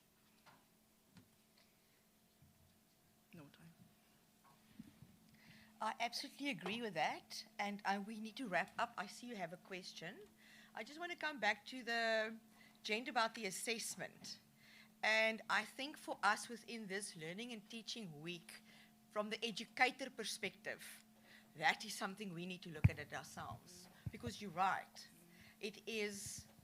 we often choose the way that I can verify the marking so much easier. And I know I'm generalizing, and most of the time it's us who are converting that attend the conversations. But I'm just thinking, how am I going to mark my students' reflective essay in their own language? But we're going to find a way. Because if we're wanting to advocate for the change, we need to start with ourselves. You have 30 seconds, ma'am. No, okay, I'll make a quick comment by saying that a lot of the times when we think about decoloniality, we always think that because we're saying the term in English, the term only exists in the Western world. We've been translanguaging, we've been multilingual. It's these concepts and theories and theoretical frameworks are things that we've always applied in our languages. It's just that now, because we're saying it in English, it doesn't mean that we're using Western ways. We're using our ways. True, very true. Let's give the lady a hand. Thank you very much for your presentation. If we can have our next gen coming forward.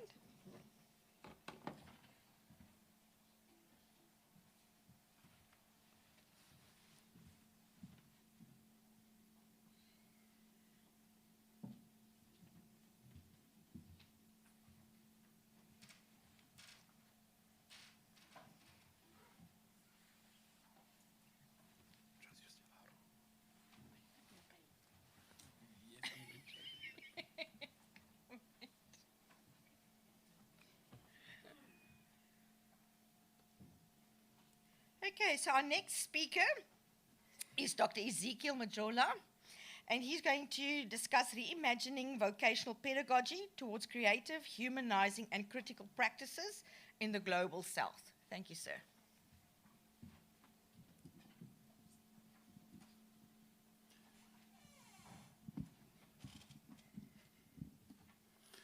Okay, good morning, everyone. As you have already it has been alluded, I'm Dr. Majola. I'm currently a postgraduate, a postdoc, not a postdoc in the Faculty of Education. I think it's very important also just to allude is on this quest of reimagining TVET. I've been a TVET lecturer for almost 10 years. So I come with that background as a TVET lecturer. So it is currently shaping the discourse that I'm currently engaging in our efforts of trying to reimagine TVET sector. The sector currently, what we know mostly about the sector, if we're to read the white paper, it speaks about social transformation, social justice.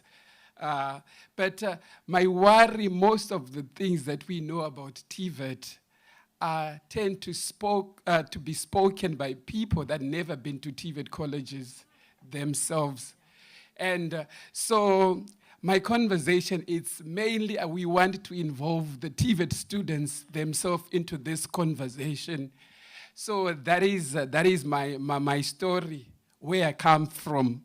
And so also another thing with this sector, it is that it has been largely shaped by human capital theory. We need to produce workers.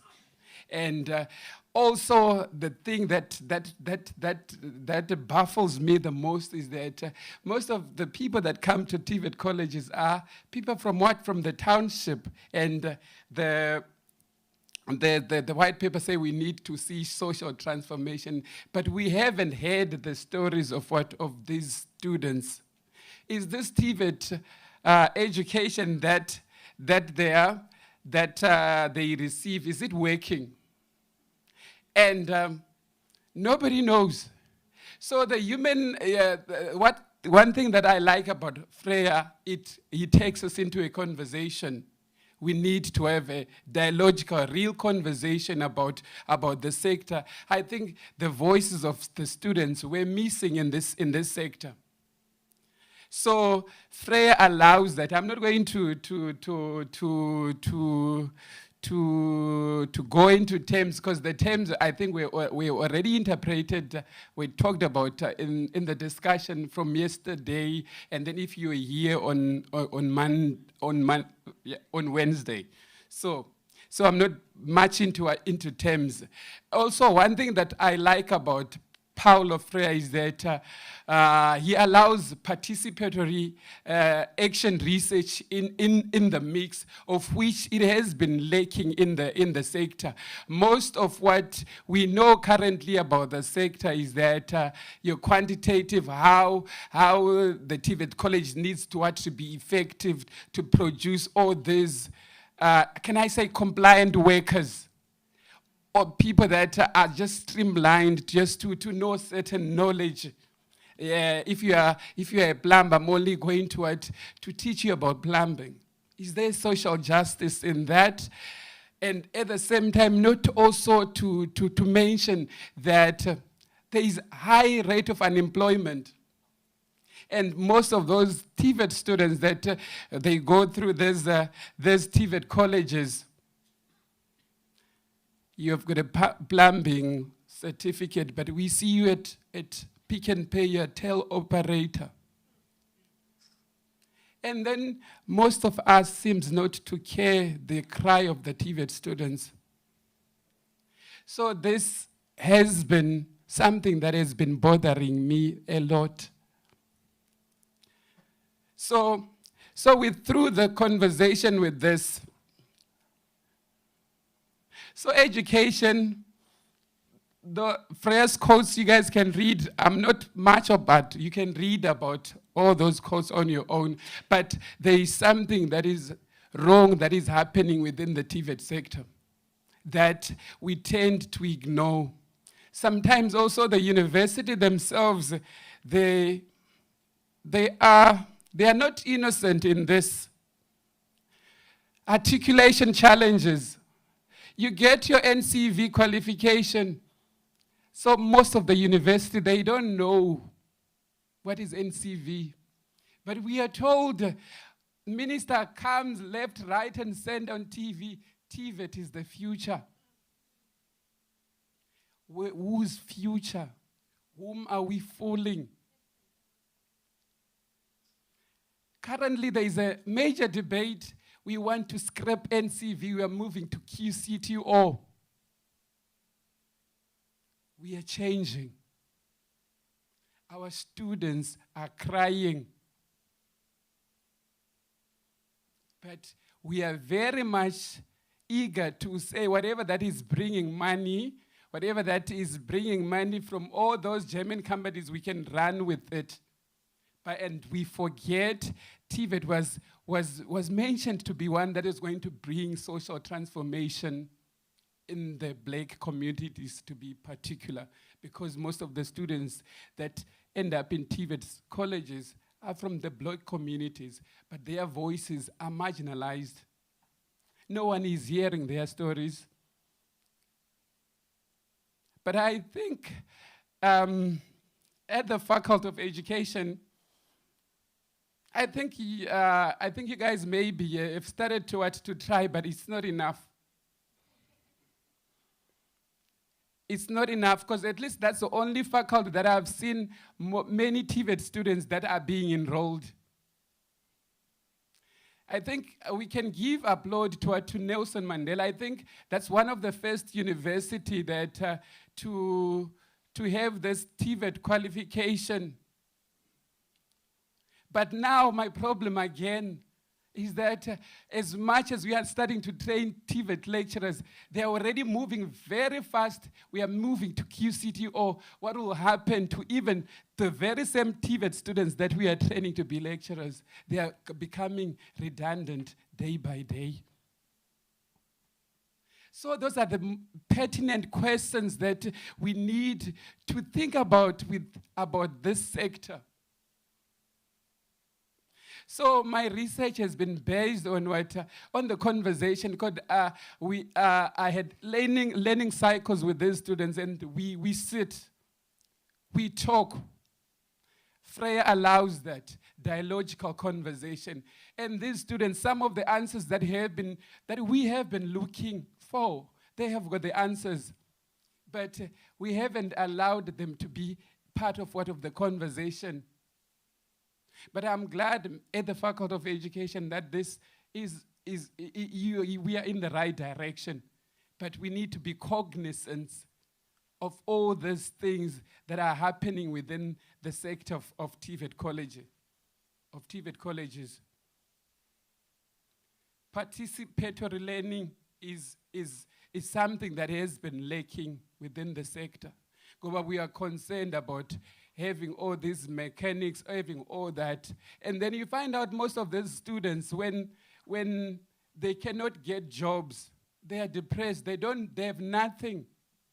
They cannot go anywhere. If you to hear their stories, instead of bringing social change or social transformation, we are doing much harm. Students telling you, I'd rather be in darkness. I don't want to talk to anyone.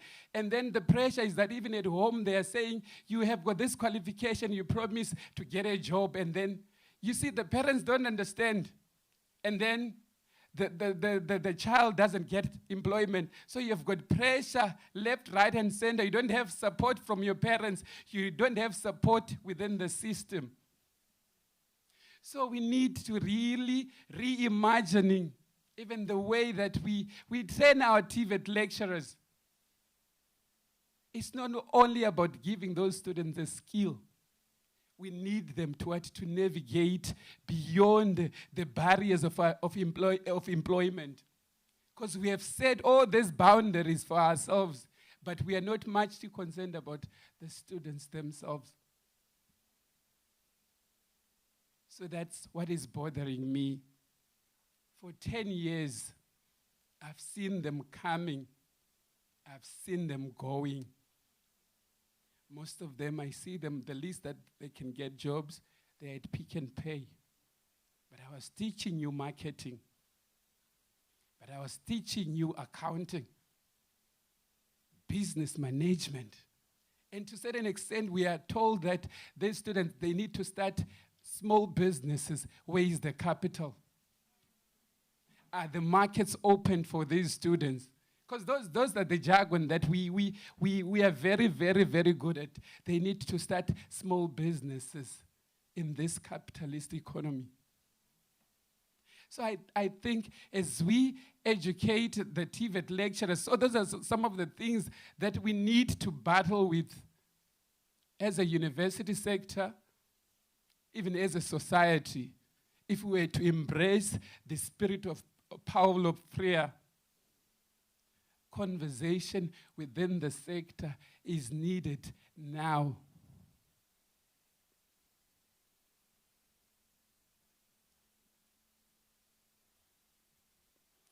Challenges and tensions. Yes, I know. There are so many challenges.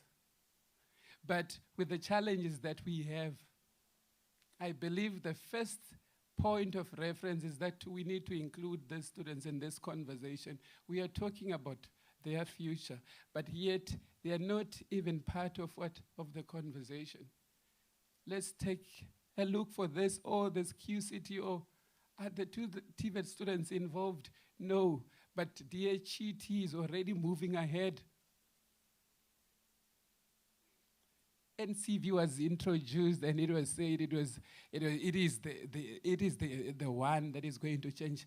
10 years later, they are moving it, they are scrapping it. What are we saying to ourselves? What we as academic are we saying? Because for me to be able to join this conversation, I needed to be an academic. Because when you are a TVET lecturer, you don't know nothing. You're not part of the conversation. So it's not only about TVET students only, TVET lecturers themselves. For me to be able to speak to you, I have to be part of you. And the thing about TVET sector, their dominant voice, your capability approach, people who push that powerful knowledge theory, they are not even allow you to be part of the conversation. But we are silent. But I think Nelson Mandela University, I think when you guys envisioned the TVET program, you started something big. But you need to reimagine it.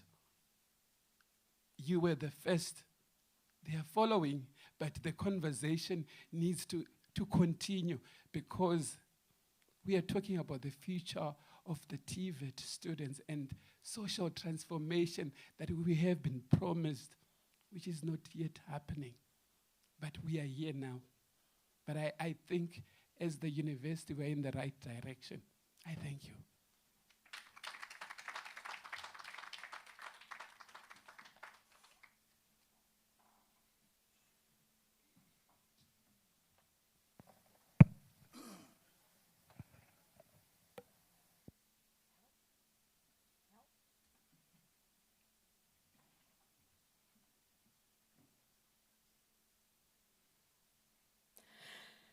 Yeah, I don't even know how to order my thoughts right now.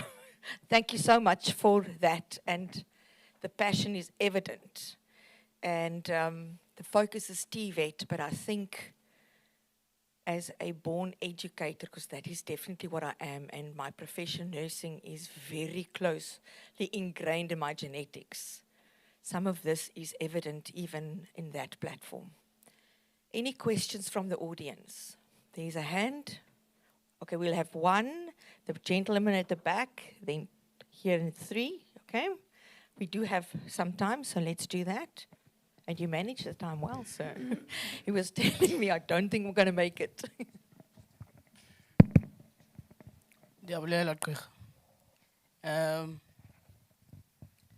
Since your pertinent theme deals with humanizing pedagogy, there is this dominating perception in society that a TVET graduate is not suitable for any vocational skills or jobs. How can you demystify those myths, particularly to the society at large and the elites in particular? I think what we have started, but the first thing, I don't have the answers, to tell you the truth, but the answers that we need to speak about it. The first thing that we have been missing is the students. They have got the solutions. Freya says that liberation, mainly the one that is oppressed, needs to lead the liberation. So some of these solutions that we are looking for are going to come from the students themselves. But one thing that has been lacking for many years, we have shattered so many voices, and then there are certain voices that seems to be dominant. Yes, your capability approach, your human capital approach, of which part of this, I think we are starting, but this can never be done by a single person. It needs us as academics, as university institution, because we are gatekeepers. Some of the problems that they have, they are not even allowed to enroll at university because we don't know. And then as TVET students come with a certificate, and then whoever that is admin, what is NCV? So can you see all those things? I'm not going to have all the answers. They are different. I believe also with Nelson Mandela University, I think there is an articulation and hub project that is starting that conversation. I think that conversation, we need to scream louder.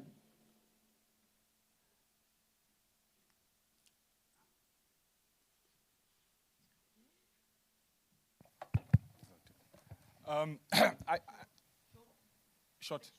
Okay, no. It's going to be short, sweet, and lekker. I think I agree with you absolutely. TVET colleges, I have been perceived as the stepchild of the DHET. For example, I don't feel we are encouraging enough learners who are in grade 12, grade 9 to go to college. Okay, sure. I don't think we are encouraging enough students who are coming from high school to enroll in colleges. We always encourage them, go to university for you to have a valuable education. and we are undermining colleges. We must put it straight. Colleges have been undermined. And I think we must radically encourage TVETs to take back their role in society as people who are producing or who are in skill development. And also we must encourage the learners in grade 12, grade 9 to go actually for TVETs, because that's where their skills will be developed. For example, education now is only is most in public institutions, a university. All teacher colleges, you don't find them now as public, if I'm not mistaken. But I think those colleges had a specific role to play in developing teachers. And that role was taken by the university. Is the university doing enough in terms of implementing that? Okay. And also, for example, we are in the Bay. Up at Nelson Mandela, there are TVET colleges around. I think it's EMC, you have your PE college. Let's check geographically. We are close to the ocean. Those colleges don't offer maritime studies. We should encourage those TVET colleges to do maritime study courses so that we can counter the unemployment rate and also skills development. I don't know, Gap, anyway, there's an ocean sciences, but I'm not sure where our graduates from in terms of that practice, where are they trained? Thank you.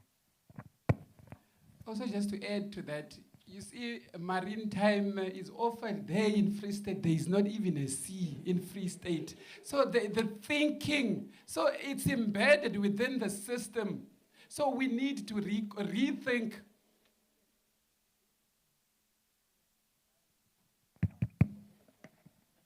Thank you so much. From what I'm picking up from your presentation, quite thought-provoking, of course, is that there is a power struggle, if I may say, between universities and TVET colleges, where as if universities hold the monopoly of knowledge and whatnot. If that's really the case of what you were also trying to put out in your presentation, what do you think is the causal factor of that?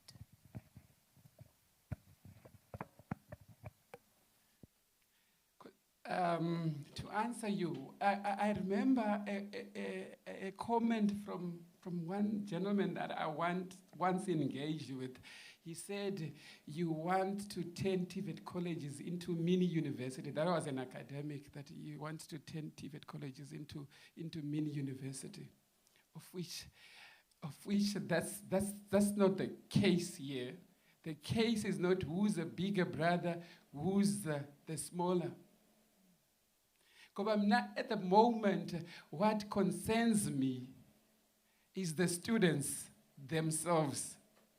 Because if we are to look at, if you have read the white paper, the 2012 white paper, and then it said the whole piece in that. So there is no bigger brother, there is no, but these institutions need to work together. But at the end of the day, we are here to transform society. So who's big, who's not? So people need just to can I say maybe to take, what's the better word that I can put it? People to get off their horses and be low and be concerned about the students. Because we have been concerned about being prestige. We are not about being prestige if we want to social transformation, if we say we want social justice. So the conversation, the power struggle, it might be there, but we are not, we have been there, it's not working. So we need to rethink, reimagine this sector. And also, so this conversation needs TVET colleges, needs the universities, and that conversation needs to be led by the students themselves. Thank you very much for that. I know there was another question, but could I please ask that you connect with our speaker in tea time?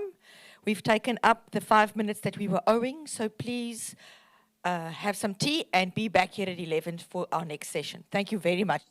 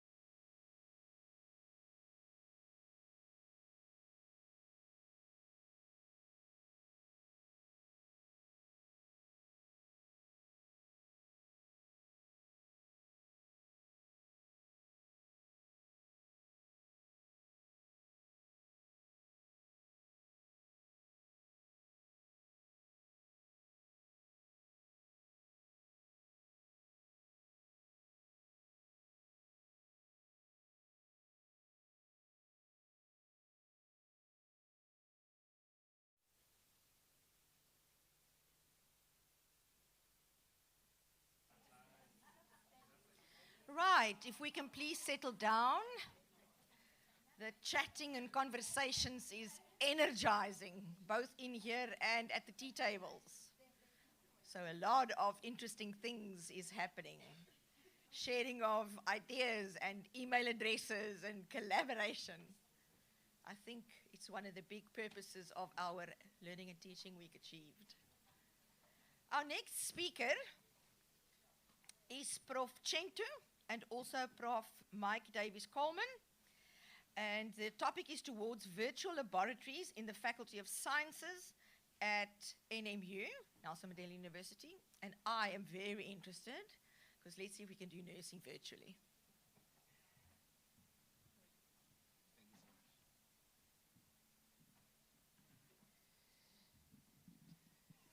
Thank you so much, Chair, for this opportunity to talk about this particular topic. I just want to check if my co-presenter is online.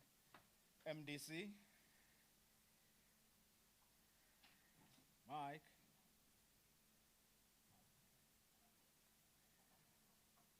Hi, Jenny, can you hear me? Yes, I can hear you, Mike, very well.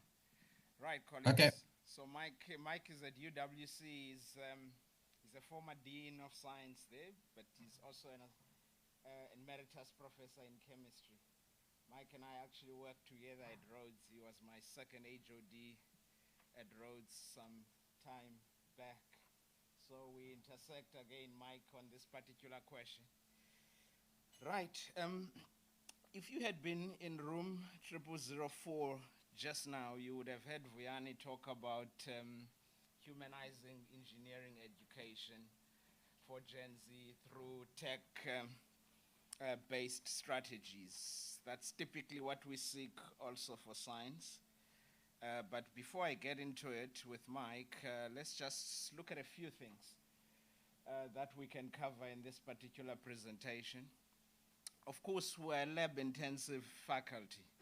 I think that's where our problems start, in that you can look at any departments here within these clusters. It's probably the mathematical and the computational that probably use computer lab.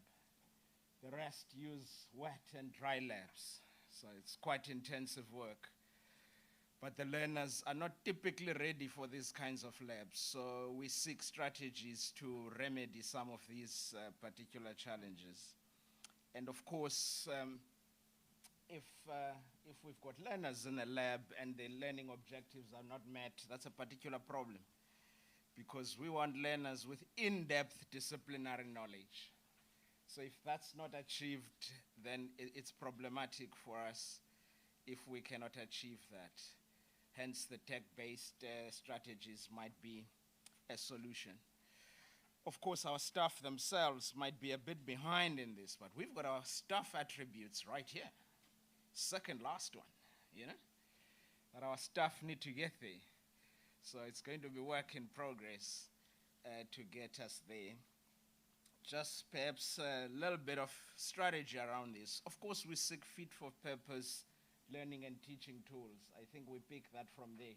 I think 2021, I started working on this particular project, and I encountered learning science. I had not known Mike was working with learning science already at that stage from UWC, already 2020, when I encountered them to see how they could assist us.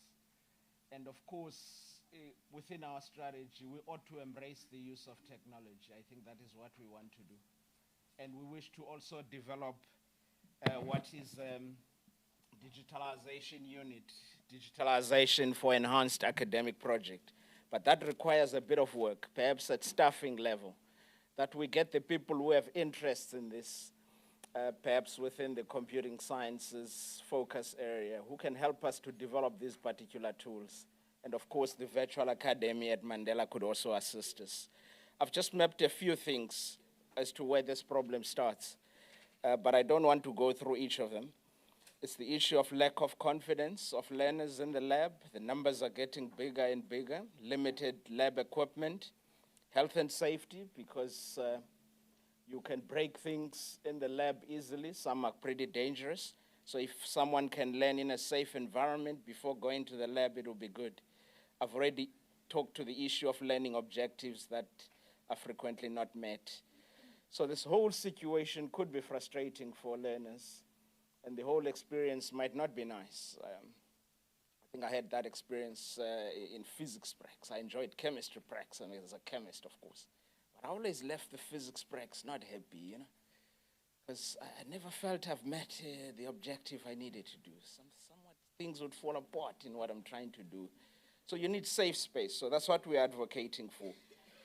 That before lab pracs, students can play in a safe virtual environment. I think that is what we are advocating for. We are not specialists ourselves, but we seek solutions. I probably would have at this stage perhaps shared with you where we come from, but I'm not sure if I have enough time. During COVID, of course, I started playing around myself in the lab, doing some, okay, this one is not playing, but it's okay. There's a video that should play here, but it's okay.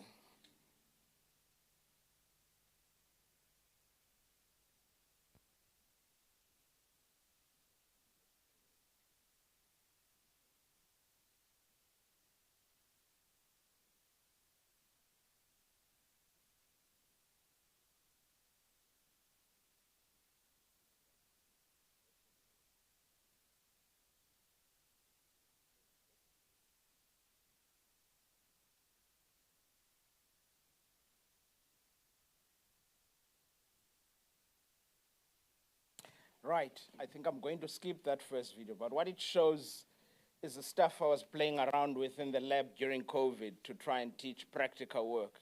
But Mike will argue that there is no interactive process there.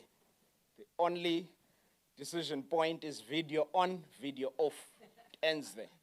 That's what Mike will argue, that we need other tools that are more interactive to deal with that particular problem. So I'm going to skip that first video even. It would have been myself playing around in the lab.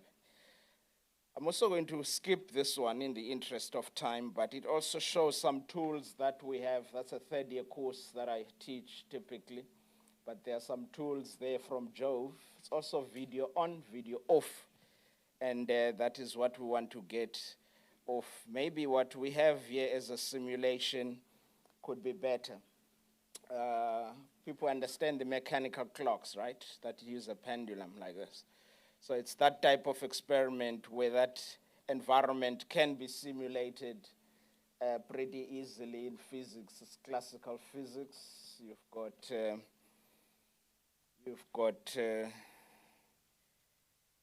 of man struggling to fight here, but let's see if we win with this one, yeah. That environment myself, I mean another environment.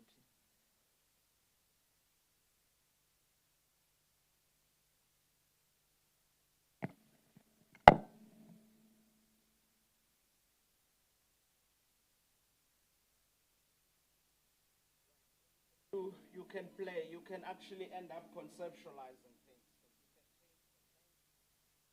You can change mass, you can do all sorts of things. You can change gravity. I guess if we had no gravity there, what the case would be? DVC? You put Earth gravity, it's going to swing. You put no gravity, that thing will swing right around if there's no gravity.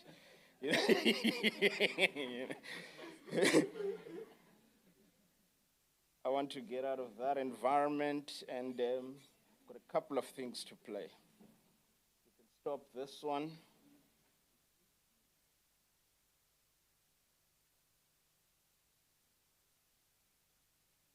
Back here. Of course, also then, this is the environment we wish to get into, which is more interactive.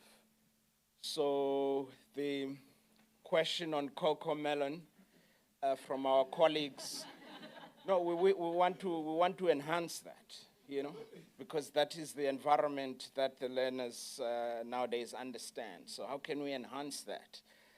is probably the development that is taking place. So let's try and see if that one will light for us.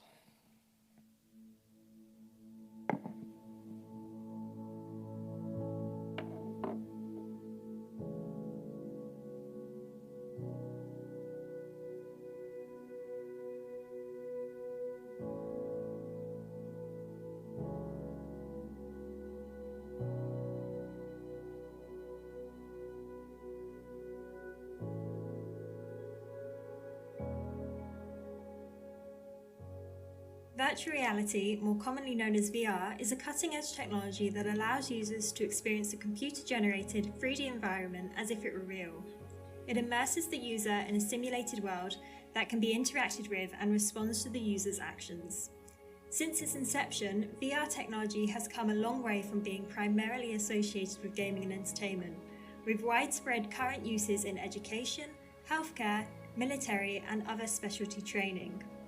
By utilizing specialized equipment including headsets, controllers, and sensors, the user is able to simulate their physical presence in a virtual world.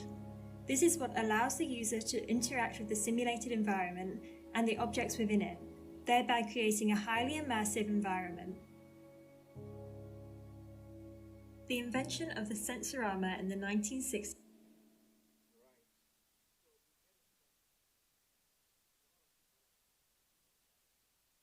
built-in labs at UCL in the UK, but there's a lot of development that is taking place. But what Mike is going to share with us now is what learning science has been doing in this particular area. Mike, you can, at this stage, share your presentation. Thank you. Thanks, Zeni, and hello to everyone from the Western Cape. I'm just going to share my presentation here. Let me just get things organized. Just as a sideline, UWC spent about 30 million rand setting up the first augmented and virtual reality laboratories for a course in augmented and virtual realities about 6 or 7 years ago. And it's quite stunning to see what you can do with these programs. Okay, so Zeni asked me to come in and talk about a journey that we went on just before COVID. This is a laboratory. Can you all see that, Zeni? Yes, I'm Okay, this is a typical laboratory at the University of Western Cape. And as the dean, I would get complaint after complaint. The laboratories are too small. We have too many students. We don't have enough equipment. So we needed to do something. And our strategy was things that Zeni quickly underlined. We had to deal with these 5 aspects quite quickly. And I had been involved with pre-lab training sessions at the University of Bristol since 2010. So I realized that if we could prepare the students before laboratories, we would be able to address these challenges. A big problem we have is student confidence in laboratories. And if you can get them confident, things tend to go well. So we had this partnership through the University of Bristol from a spin-off company called Learning Science, which I had been engaged with, as I say, for about 10 years. And they provide 2 sets of resources. One is the chemistry and biosciences laboratory simulation libraries for pre-lab preparations, and they're very extensive. From chemistry is obviously quite self-explanatory. Biosciences is biochemistry, microbiology, zoology, botany, etc., etc. So that's what we're going to focus on today. And they have another resource which we're using more and more called Smart Worksheets, but that's for another presentation. So as Zeni alluded to, when students go into the lab, they have lots of decisions to make. And that's a problem we face teaching students, is that they just freeze. They don't know what to do next. You can give them a prac manual, but very few of them actually read the manual and rely on their colleagues and the demonstrators to basically do the prac for them. And as Zeni said, videos are useful in many circumstances, but the students don't really engage much with a video. They watch it and then they forget what they were looking at. And you work in the lab, it's lots of decisions, hands-on, you've got to be making decisions all the time. So any pre-lab simulation needs to have points of decision. And what we found with the learning science programs is that their points of decision were lots and lots of them, and the students really started to learn. So this was in the middle of the COVID started 4 months after we'd started with this program. And as the dean, I was able to share with fellow deans that we were able to keep our students engaged. So I engaged with as many deans as I could to share what we were doing. And these are all the universities now that are using these programs in South Africa since 2020, sorry. And you'll see that just the chemistry library alone has had 344,000 accesses from students across South Africa. And that is a significant amount of engagement with these programs. And then from the biosciences side, there's been 172,000 accesses with these programs, to these programs. So what is the feedback from some of the lectures? This is Vino from the chemistry school at the University of KwaZulu-Natal. The students have performed well in simulations. They enjoyed working with the resources. And they're beginning to understand different aspects between the link between theory and practical, which is a major link that we try to get across and not always successfully as academics. And then from UWC, supplement the real laboratory practicals. I've done more simulations and are calmer, more confident, and even more independent. If the students are confident, the lab time is reduced and breakages are reduced. As Finalwa says, we've seen a few breakages as well. Now, I'm sure many of you aren't scientists, so you don't really know the cost of all of this, apart from that it's expensive. So this is a simple distillation apparatus, which in 2020, that kit cost 1,132 Rand. And today, if we had to replace it, it's 3,512 Rand. As a former dean, I can tell you that our budgets have not tripled in the last 5 years. So we really need to find ways to save money and time. So what I'm going to do now is I'm going to, can I go ahead, Zeni, and show the demonstration? Yes. Okay. So here is an example of a laboratory simulation. Sorry, let me just take it down here. So this is what the student would see. Start the demonstration. And there is, if you had the prac manual, that's how you would set it up. And if you're an experienced student, you'd then just hit continue and the whole thing would fall apart. So you can see there that there are issues that if all that stuff falls on the floor, it's going to break. And so 3,000 Rand is thrown out the window. So what it asks the student to do is to start changing things around. So in the interest of time, I'm going to show you some of the things you can do. You can put a larger flask there, and we tend to put boiling chips in, which is a way of making the distillation go smoother so the thing doesn't bump around. We see everything falling apart, so we want to put some clips on the different parts of the apparatus. We also want to tie these things on, the tubing, so the water doesn't go all over the floor. And then we want to reduce the temperature so it's not so vigorous. And then if we check that, you'll see that it comes back and says you still haven't got it right. And so then there are tells you what's happening here. It says that the condenser is not working effectively. You can see the water's not filling the jacket there. So you've got to sort that out. So you change it around. Okay. And then we go again and say, how about that now? Check. And it says correct. So that way, for a student, they would have to change everything till they saw how it worked. And that way, it would be a great advantage to be using something like that before the simulation. We have found our students are far better prepared. And as a result, we save time and we save money. Okay, so Zeni, that's me done. Thank you. At this stage, I would have liked to maybe show I would have liked to show a feedback. Hate being stuck in a slump? Beat it with Slowmag. I'm not there. I need to be in that. Space. Control things a bit. Where are we? Where is that? Okay, it's coming. Kind of made it seem more familiar, and I knew what I was doing, so I just made me even more confident when doing the actual lab. They're very easy to follow and obviously don't take too long. But mainly because it just gives you a good idea of what you're going into, and it just gives you a bit of a head start. So you don't have to spend quite so much time like trying to understand what to do. You can just jump straight in because you've got the idea of what to do already and how to use the equipment. When you get some things wrong towards the start, when you don't quite understand it yet, and it's the feedback afterwards, it just explains it really well and quite coherently, so it's easy to understand. When I was doing the lab, if I didn't make a mistake doing the pre-lab, the kind of feedback really helps. I could see where I was going wrong and then correct it and then move on. So I knew kind of how to not make that mistake again. The feedback from the simulations was really useful, just to understand where I went wrong, so I don't actually go wrong when I'm doing the lab. Right. So you get the that could have easily been Kakamba, right, or John, or Tendai, which is, if we can engage in this, of course, the examples you will get, the feedback you will get, DVC, will definitely be from Kakamba. But that one is from the UK, that particular review. But let's conclude and say, I think it's clear that if we design these virtual labs well, we can even save a lot. And that this environment is pretty good.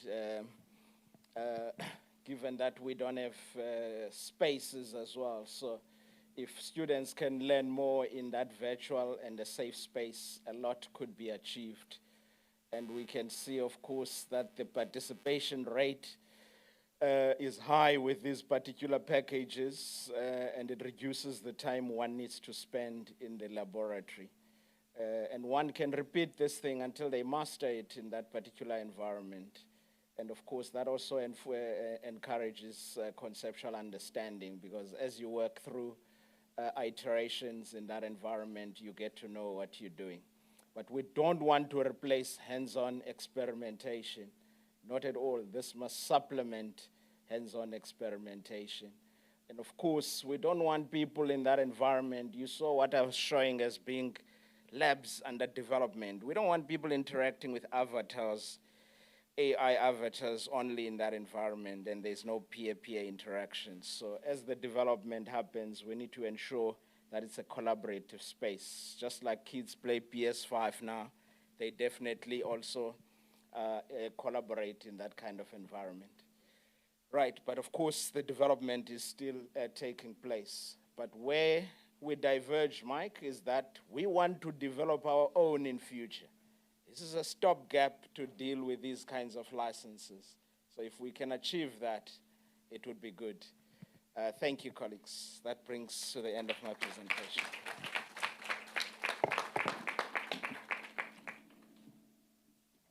Thank you very much for that. And we are that close to having to wrap up.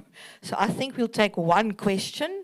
And the young lady had her hand up first. So if we can get the mic to her, please don't go away. And short, because we'll have the others joining us in a couple of minutes.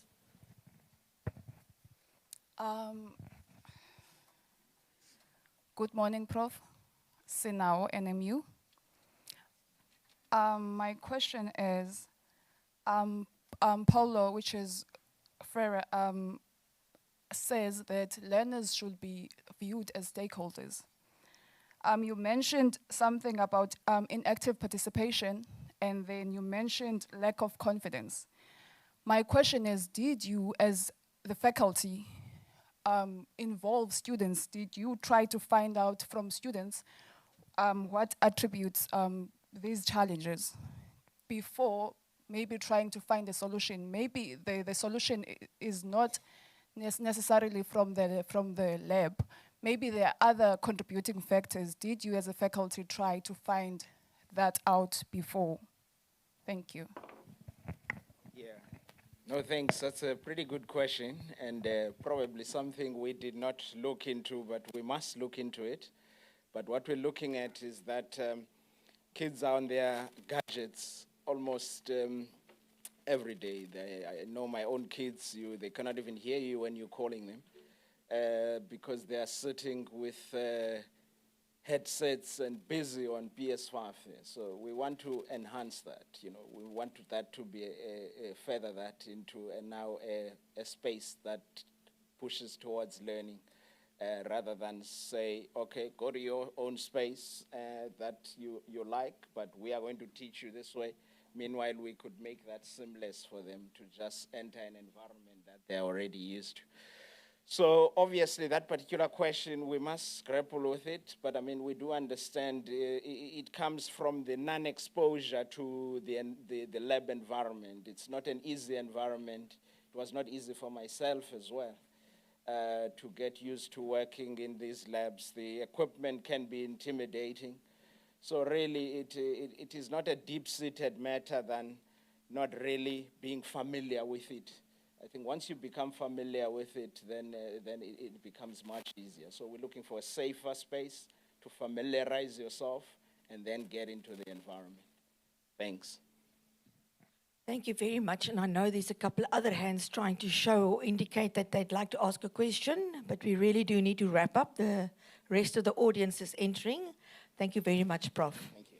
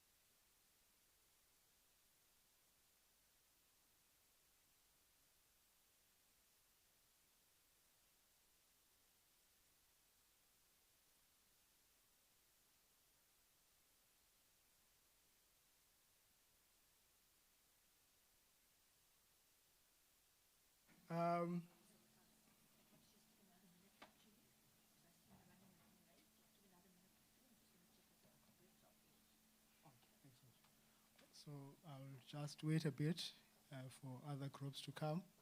So please bear with us. Thank you so much.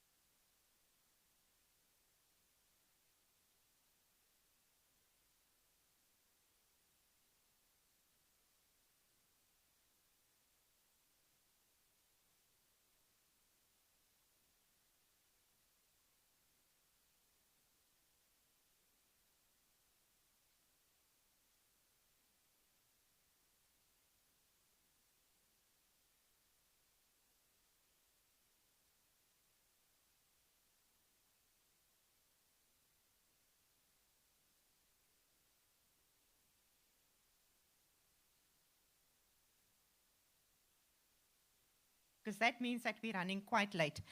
And we know there's a lot of things happening within the university, etc., and so on.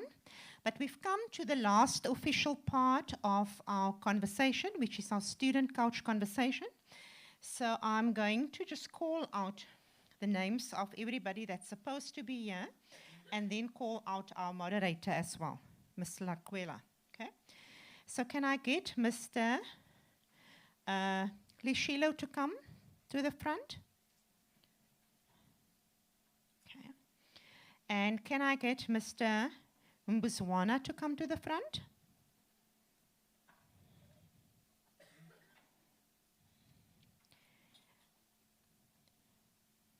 Ms. Gahiza? See you. And Mr. Makwaya. Mr. Makwaya, are you here? You're here, okay. Does it look like we've got 3 out of our 4 people? Okay, but that's totally fine. We can work with that. And then I'm going to call our moderator, Mr. Laquela, to come. Okay, so we've got an hour for this conversation. You seem to have 3 rather than the 4 people, but that also means that it gives us a little bit more time for engagement as well. Okay, thanks. Over to you. I'm leaving you here.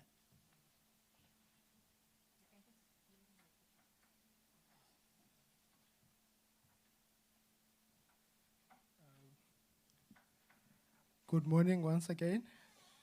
My name is Bayanda Laquela. Bayanda Laquela. I am a postgrad student here at Nelson Mandela University and also a student success coach at the Learning Development. So mine here is very simple. I'll be just moderating this conversation. But before I introduce what we'll be doing here, please allow me to introduce the panelists. So we have, not far from me, Miss Mihlali Gaiza. Yes, Miss Mihlali Gaiza is a 3rd-year Bachelor of Education student in intermediate phase teaching, majoring in mathematics and science. She is passionate about creating meaningful learning experiences and actively work in peer-led student support activities as a first-year experience program. Beyond her studies, Mihlali is committed to amplifying student voices in conversations about teaching and learning with the hope of shaping inclusive, supportive, and engaging educational spaces. She believes in showing up with authenticity, curiosity, collaboration, and she's excited to be able to contribute to this year's learning and teaching week. Beyond him, we have Mr. Pusetsi Karl Leshilo. I hope I'm not butchering your name, my brother. Mr. Leshilo is currently completing his advanced diploma in management practice. He has been actively involved in student leadership over the years. As a student engagement coordinator at Nelson Mandela University, he plays a vital role in shaping academic support and fostering a culture of participation and belonging. His student journey reflects a passion for equity, dialogue, and transformation within the higher education. Carl represents a generation of social conscious student leaders dedicated to reshaping the future of learning and community upliftment. And then our 3rd speaker is Mr. Chilizi Edwin Makuya.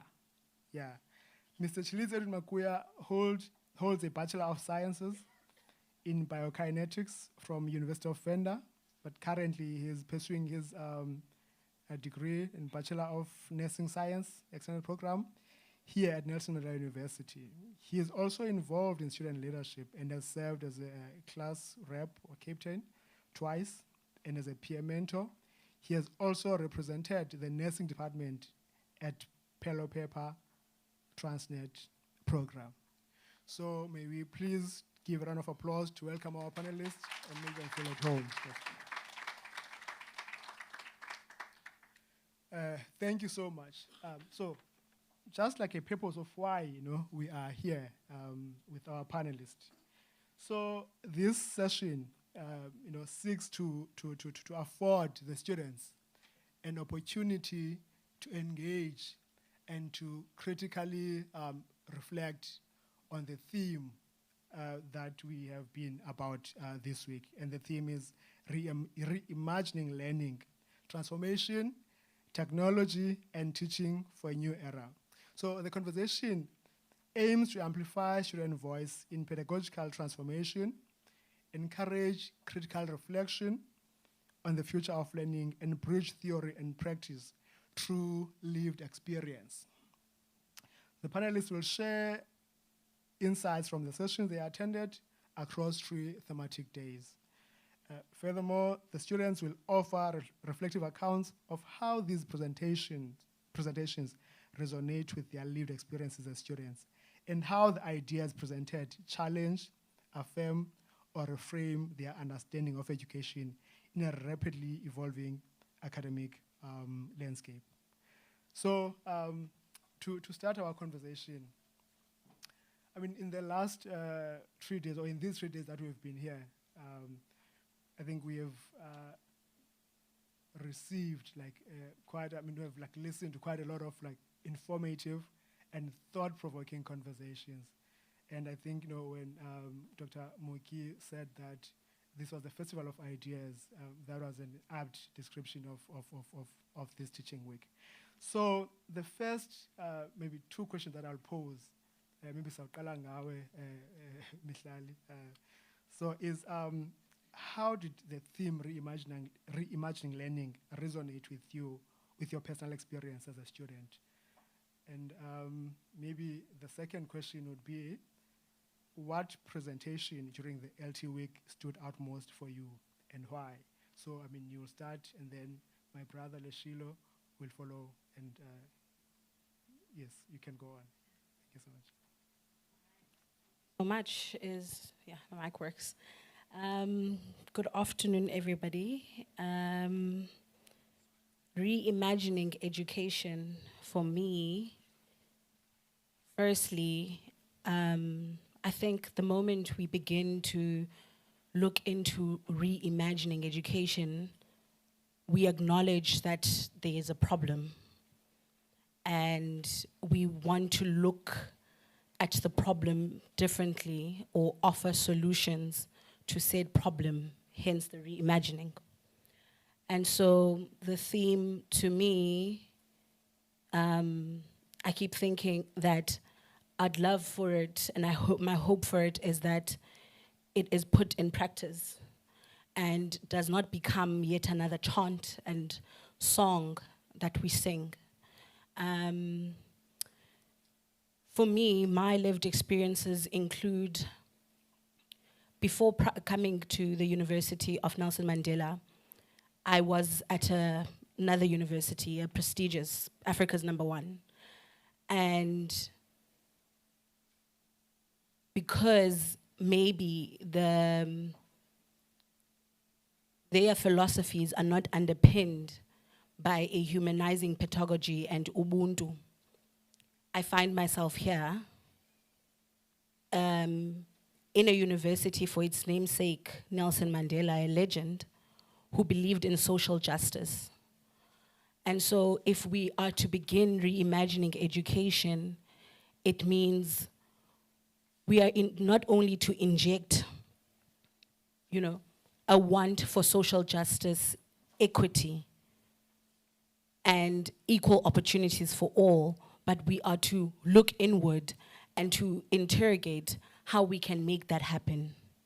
So a presentation that stood out most to me was when a speaker spoke about teaching not just as a transfer of knowledge, but as shaping who students are becoming.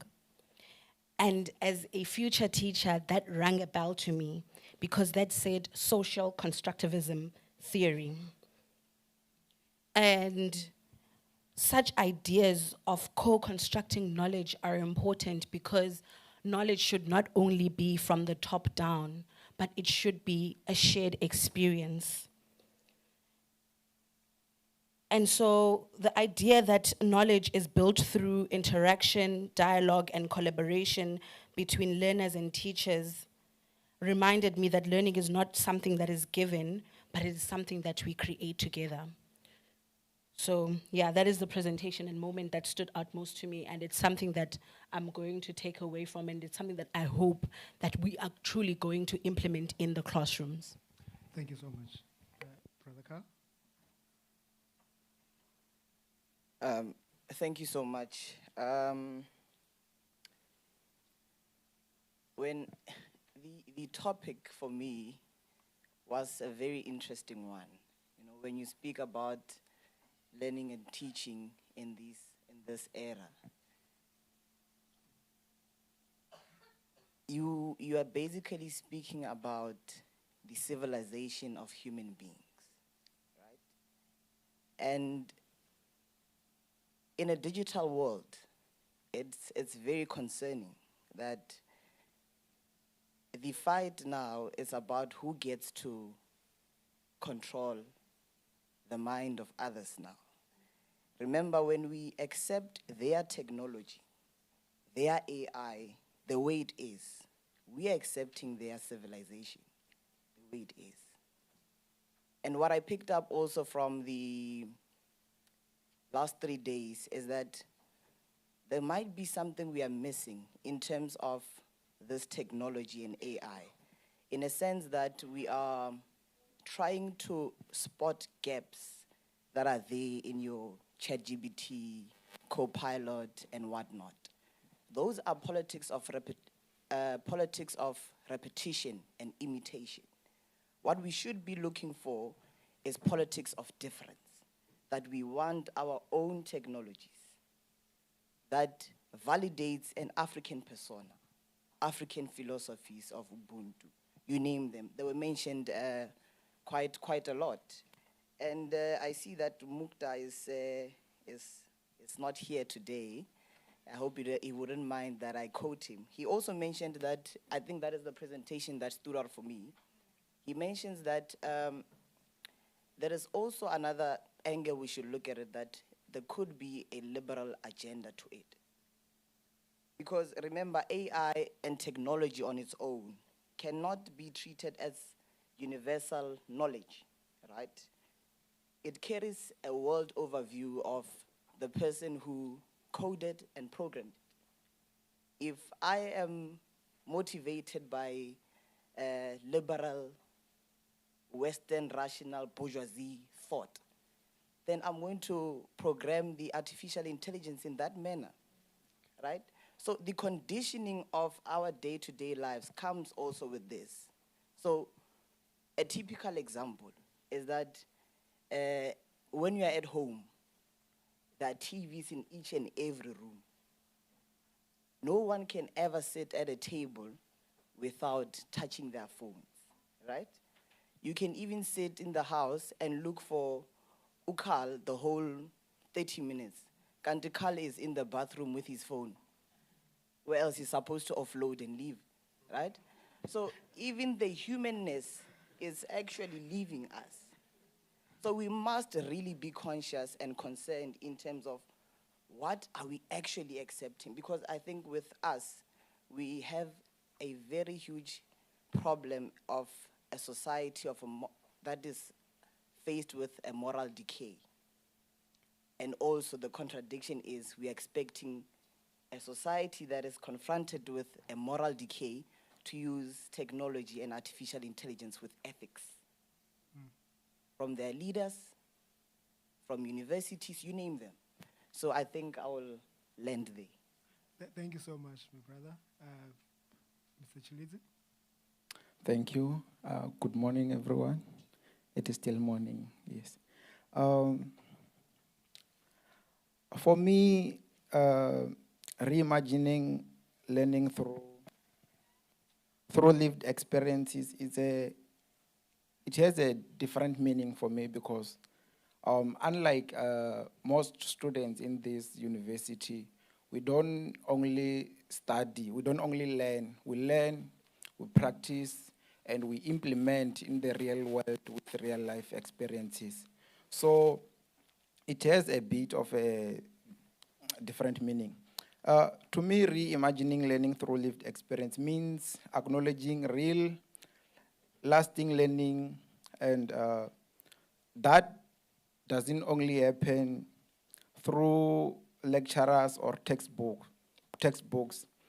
It means when we confront real-world challenges that we face in our day-to-day living experiences. It means that we shouldn't just talk about learning here in the institutions. We should also consider where are we going to implement this learning. Is it going to be effective? Is it enough to make a real change out there? You see. So on the topic that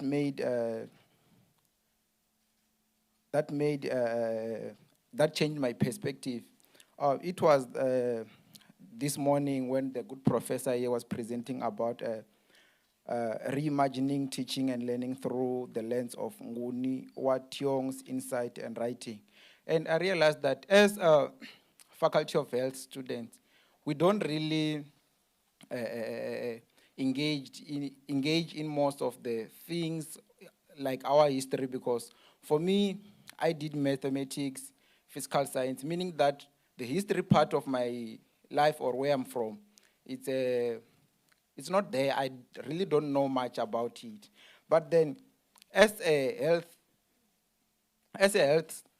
student, as someone who's studying in the Faculty of Health, I then started asking myself about our own people who fought so hard and trying, when it was not easy, the people like the late Doranginza.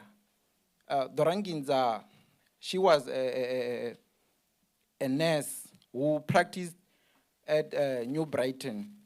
I believe that she wasn't practicing using Western medication all the time, although she might have been implementing them because she was taught by Westerners.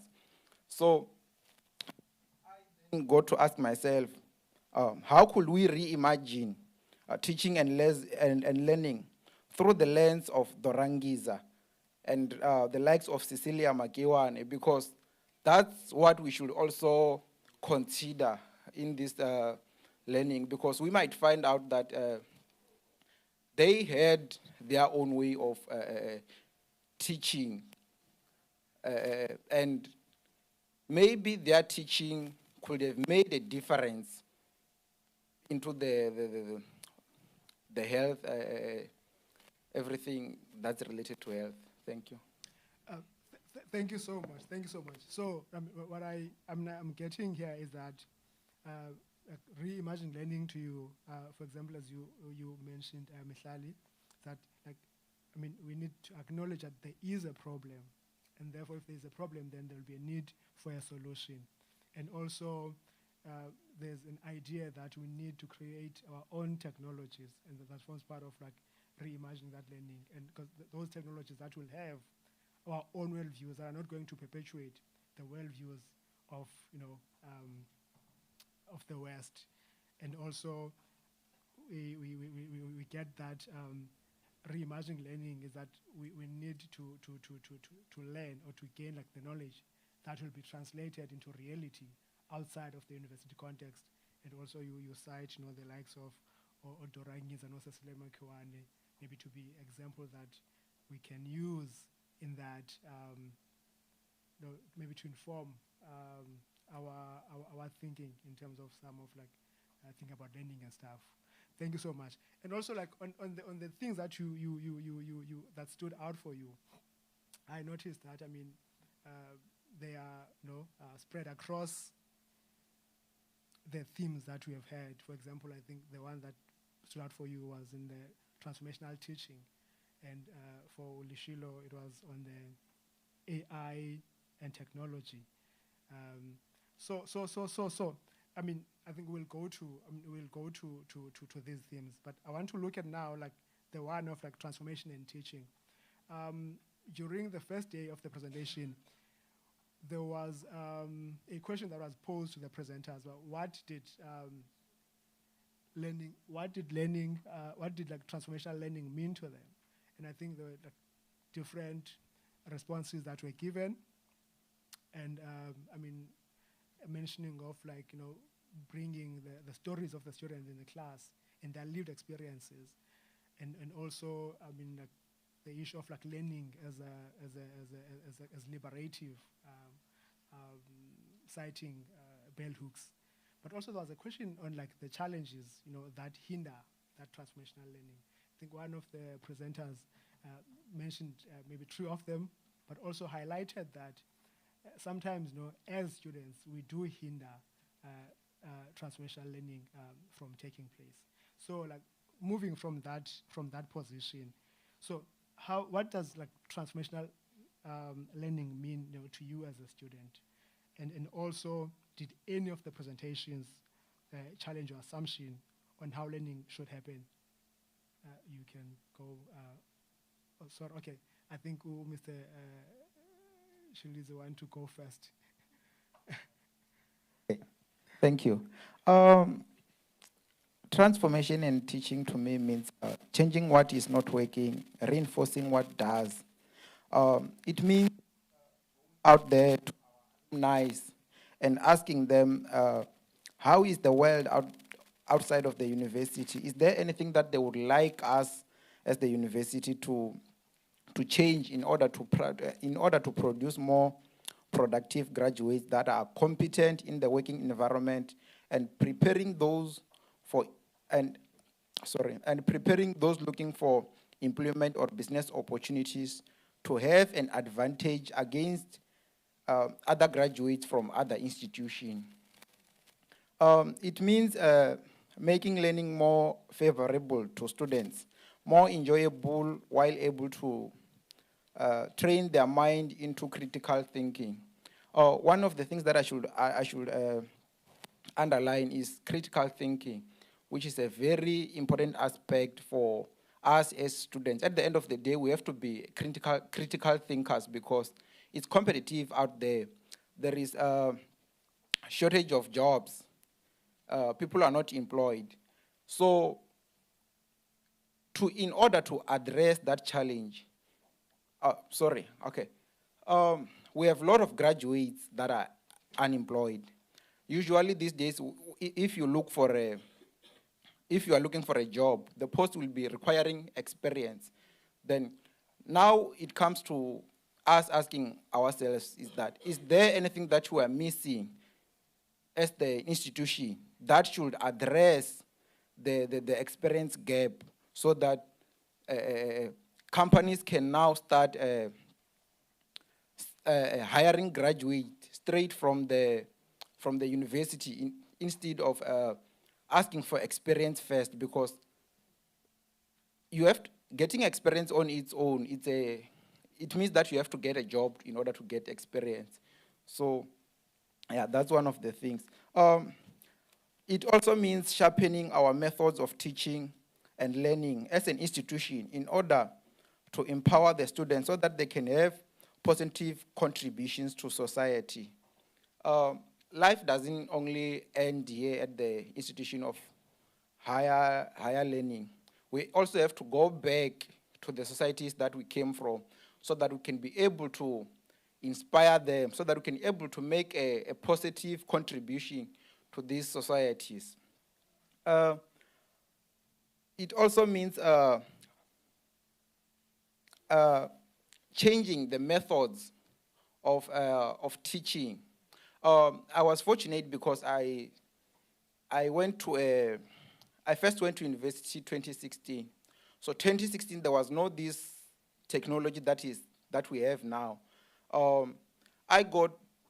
I know what it is like to go to the library, take 3 books, go and sit down, and compare the information.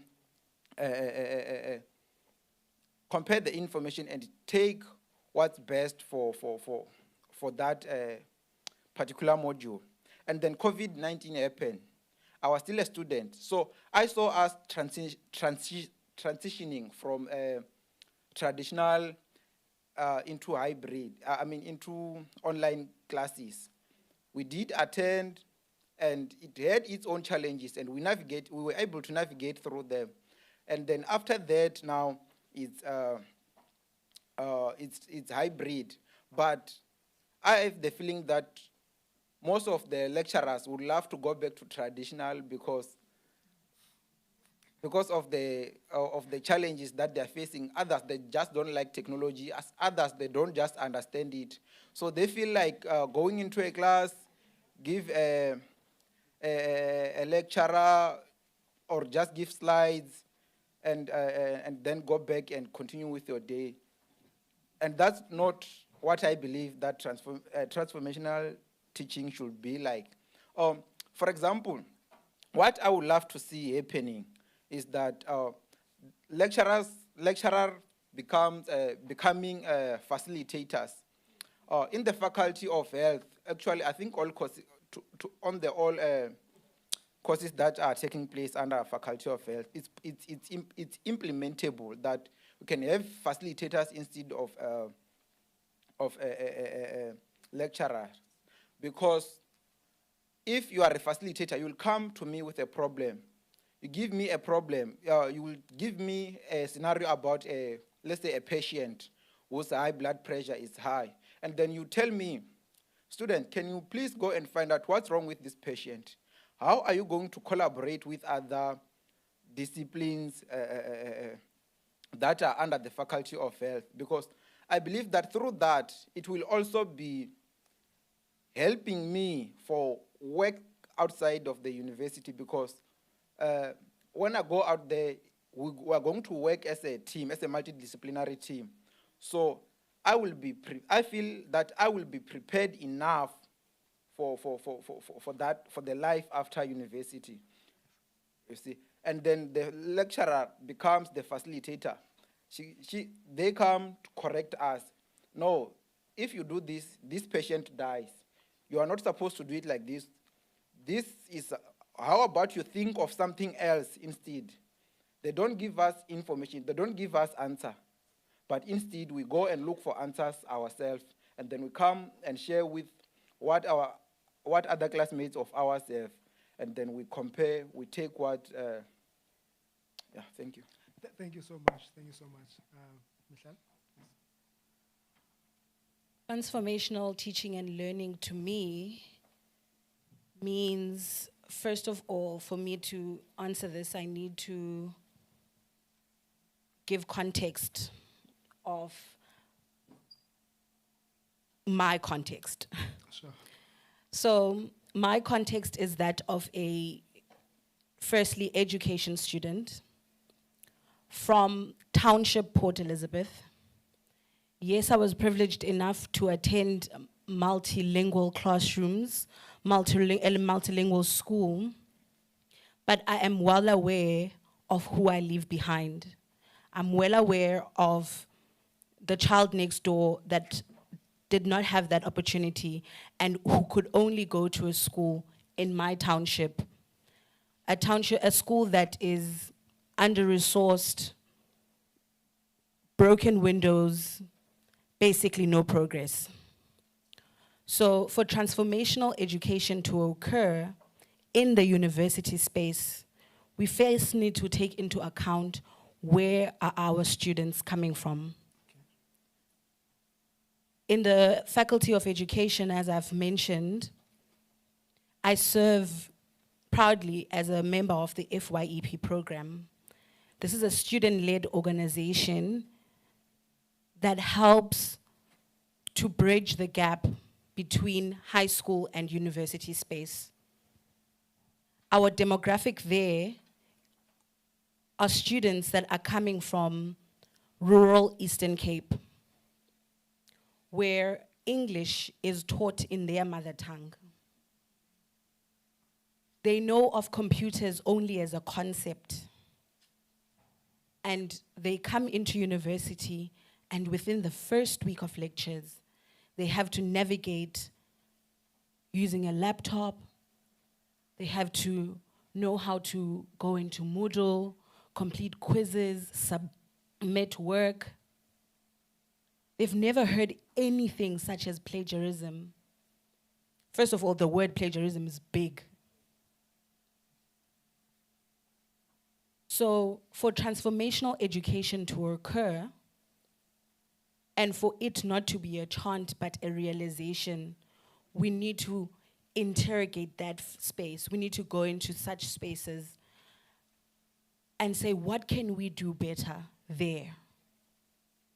How are learners or how are students supposed to learn hungry, unfunded, unhoused? How are they supposed to absorb, collaborate, and produce when the language that is used in the classroom locks them out of the classroom? When from start to finish, the lecture is conducted in English. And as I said, you are coming from a situation where English for you was taught in your mother tongue. So transformational education interrogates that. It says, as an academic, what do I do to ensure that I do not perpetuate the injustices of the past? How do I bridge the language gap and allow access to education for these students? I mean, in the first week of orientation, learners are bombarded with information. There's Mtonjeni, there's a writing center, there's this. All of these things are written on pamphlets. Where are the people to say, these spaces are a resource that is free and available for you to use anytime? You can actually go there. Point them out. These spaces need to be visible and accessible. That is transformational education. Not merely chanting. Thank you so much. Mr. Carl? It will be very difficult to speak after what she just said. But transformational learning and teaching, number one, would require academics, universities, students to then appreciate and understand that universities are not their own country somewhere without the community, right? We can advance as much as we want, use artificial intelligence, technology, use the latest whatever. But if the community is left behind, we are going to have a situation where one of the activists once said that in the end, the poor will have nothing but to eat the rich. Right? So, transformational learning to me, it means that we must have epistemic freedom. That is number one. Epistemic humility. In a sense that we are not restricted to think within the confines of these walls, right? I mean, to make a typical example, if you really believe in African literature or you are dedicated to African scholarship, you can test it with your supervisor when you're doing research and say that I want to write about knowledge found in dreams. They'll say, young man, now you're out of order. Because that knowledge to them, it is not scientific, which brings us to another problematic phenomenon. To then say that for knowledge to be credible, it must be scientific. But how do I prove that what my grandmother used to tell us in the morning, that I dreamt of a very bad thing that is going to happen, stay at home? How do I prove that that is scientific, right? So the academy on its own is also guilty of regulating knowledge.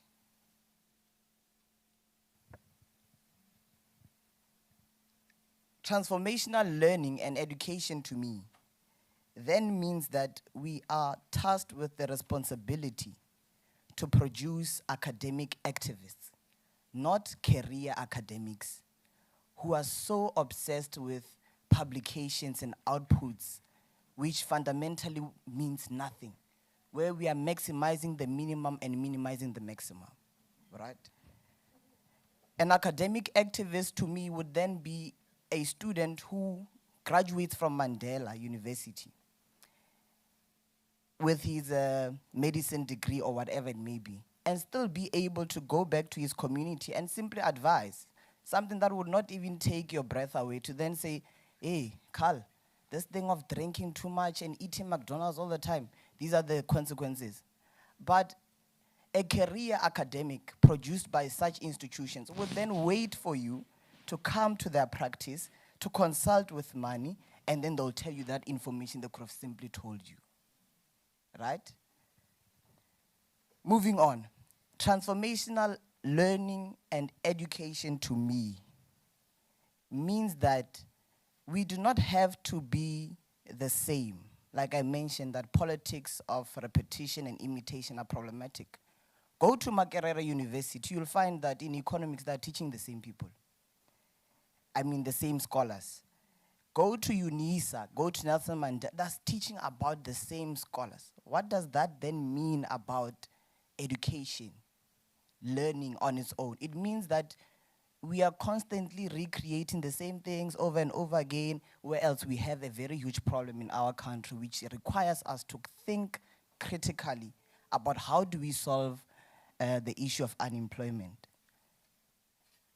30 years, you can mention it, we're still not where we are supposed to be. That is why I would then say that this is of course, a time between times, which requires us to be much more critical and think outside the paradox, right? And not only think within the orthodox, where we think that life is here in the university only. As we said, the rand is struggling harshly. Those are our problems in South Africa. And it cannot be that we are still teaching the same things, right? And also, transformational learning and teaching would then require us that we put humanity at the center of it all. In a sense that lecturers should be aware that before teaching, before throwing this knowledge and forcing it to students, you must understand that they are human first. In a sense that there are certain things which go through student lives, they learn differently, they articulate differently. But because you do not have that time as a lecturer, you will tell them that, you know what, we'll meet in the exam room. And unfortunately, you would have to conform to that particular thing. Whether you understand, even when you don't understand, you just say, yeah, no, oh. So it really questions the way we do things. Because I think also lecturers should also be trained on the soft skills, communication. You can't tell me that if you want to pass, you must just do this thing, right? Automatically, I feel attacked, right? I feel as if my knowledge is inferior to yours. So what Paulo Freire mentions is of pedagogy of the oppressed is what we are actually seeing even today. So the system does not really change. It reforms. It invites you into the system and just say, oh, in order to transform, let's name this building after Julius. You say Julius Malema, and then you think that is transformation, transformational learning.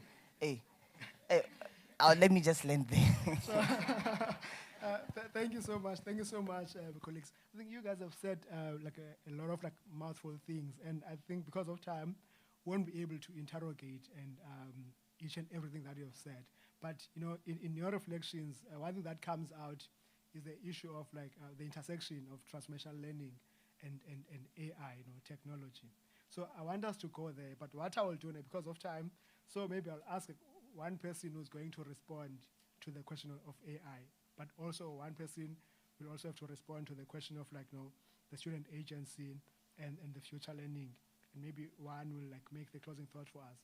Because what I want us to do now is to try to engage the fellow students who are on the floor, not to monopolize the conversation, but to have them also sharing their reflections with us.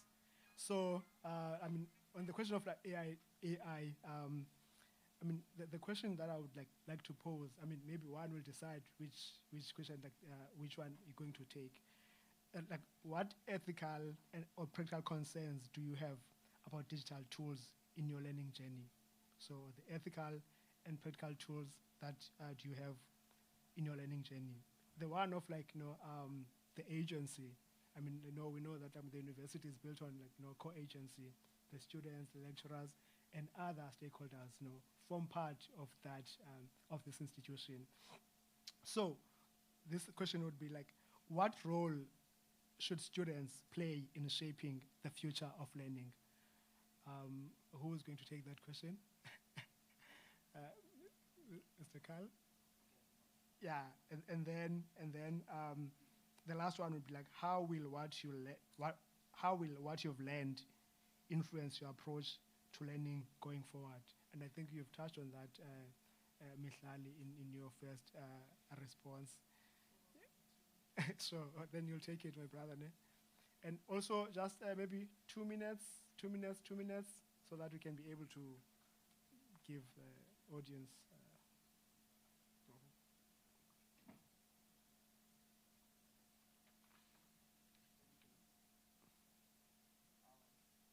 Thank you for the question. AI, we don't get to use that much technology on our faculty of health. We are still outdated a little bit, but we are getting there slowly but surely. So now, my concern is this. History about the human body, it's documented very well into the books. And then it means that people are investing. People do invest, go and do researches, come back and publish their books on their findings. And in order to make back their money, it means that we have to go and buy those books, or we have to pay in order to access them. And now we have AI. With AI, I can get half the information that's there on the book. Is it enough to make me pass my module? Yes.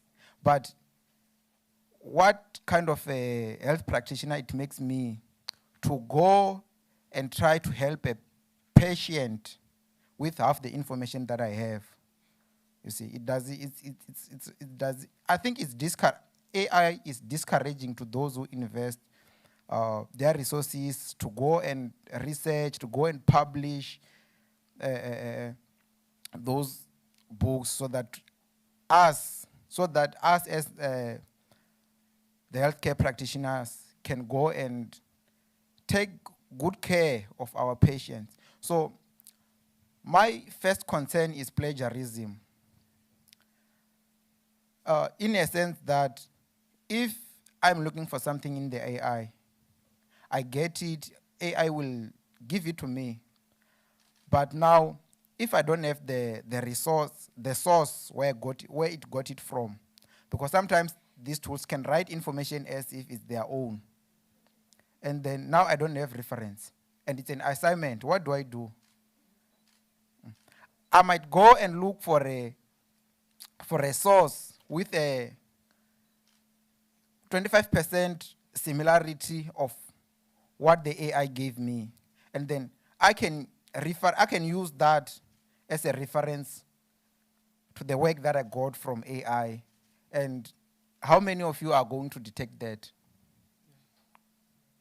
You see, so that's one of my concern, plagiarism.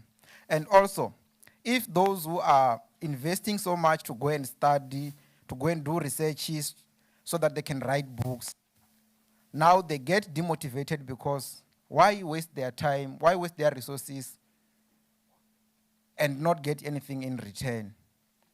It means that they will get discouraged, and then it will be the end of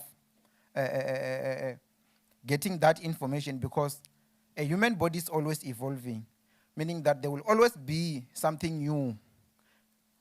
No, I'm not saying that your heart will change.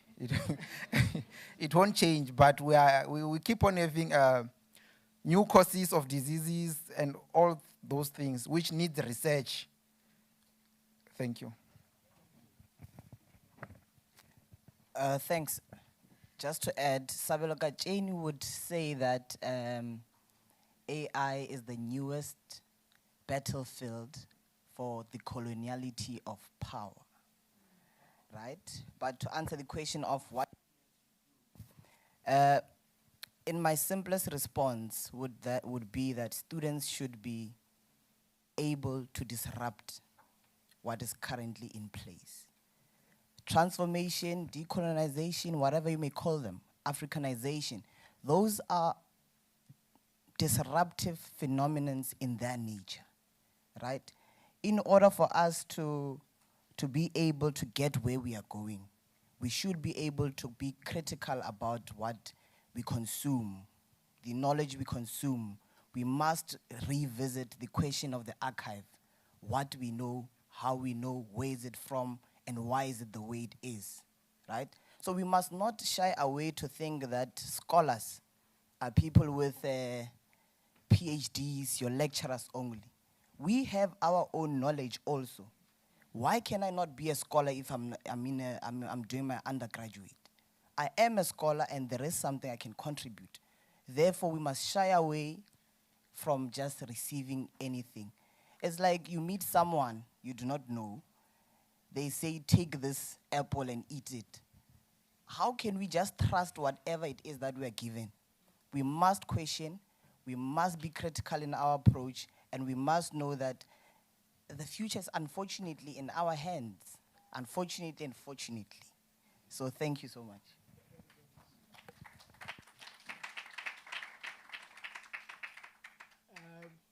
Thank you so much, colleagues. Okay, I think, I'm not sure whether we still have time. Maybe just 3 hands. Yeah. Thank you so much. Just 3 hands from our colleagues to reflect. I'll prioritize students. So if I know that you're a lecturer or a researcher, I'm not going to take you. Like my brother, yes. You don't have hands aside. Okay. My sister, please also do tell us your name, and then you share your reflection with us, please. Good morning, everyone. My name is Vuyani from...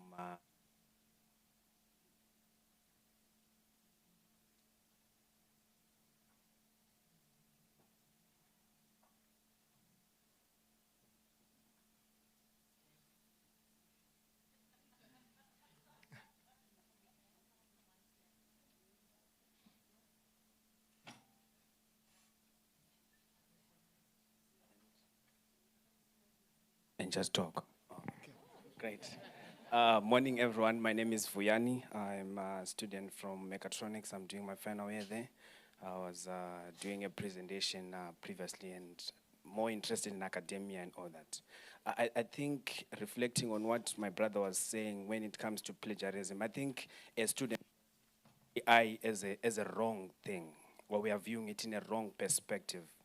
AI is not there to solve our problems, but it's a tool which we can use to equip ourselves to move forward.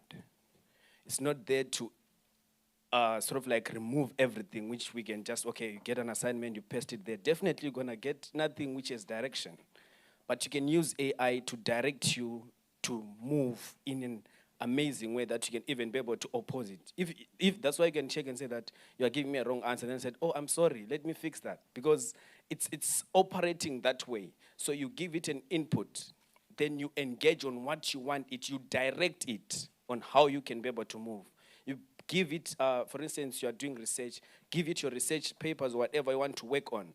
Then after that you give. Now it summarizes based on what you are giving, not you just going there when you expect to get everything from that. No. We need to change the perspective in which perhaps we are using AI as it's a tool that is here to equip us to move forward, not to really remove everything, but to be able to assist us to move in a dynamic way and use these tools so that we can be able to engage more and have assistance without using traditional. I think it's a decentralized, disruptive, decentralized form of access to education that we can be able to use as students to equip ourselves and move forward. Thank you. Thank you so much.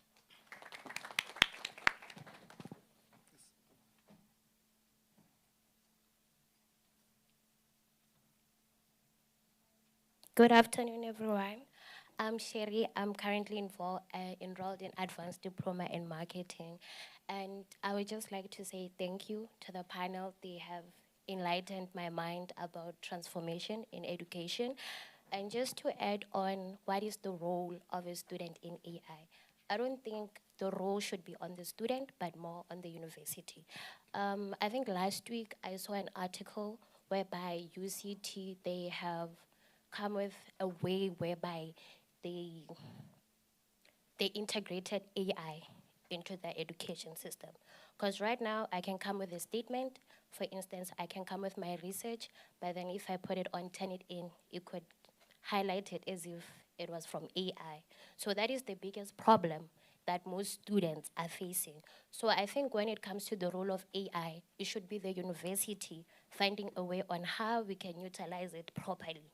And also to add on moral decay, as Carl has said, I read an article where it said most students from TVET are getting employed compared to university. Because TVET University, it offers them practical experience, which is very important as someone who's a graduate and who's going to graduate again. And last year, I was part of the marketing society, and I emphasized within my department that instead of learning every day, we need a way whereby we put students out there to interact with the corporate, to be able to understand how are these things happening, because what we're learning is not what we're going to basically work in. Those are different things. So the moral decay, it comes from the university because they're not encouraging students to go out there. Obviously, I can go out there by myself, but then I'm gonna need a letter that has the university letterhead on it. So it's a problem whereby we don't have access to those things. We are not given the opportunity to make things easier for us. Yes, critical thinking is very important, but then that's where we need the university to bridge the gap between students and the corporate world so that we can get necessary experience. And also just to add on that, by what Mikhali said, I feel like transformation about education and learning is just more of a publicity stunt. They use it to mask something. They use it to make sure that they look good in the publicity. But then when it comes to implementing it, there's always issues as to we don't have funding, or we need to focus on this, we need to focus on that. So this transformation, they just use it as a publicity stunt, and they forget that there's a lot of students who are suffering, who need those access. Like Mikhali said, I'm lucky, I'm also privileged. I come from a family where I was taught these things, but there's students who are suffering, and the university, I feel like most of the time, they fail to put themselves in the shoes of the students. Thank you. Thank you so much. Yes, your name and your point, please. Ndome Bongo, I'm a student. I'm actually a student too. Yeah.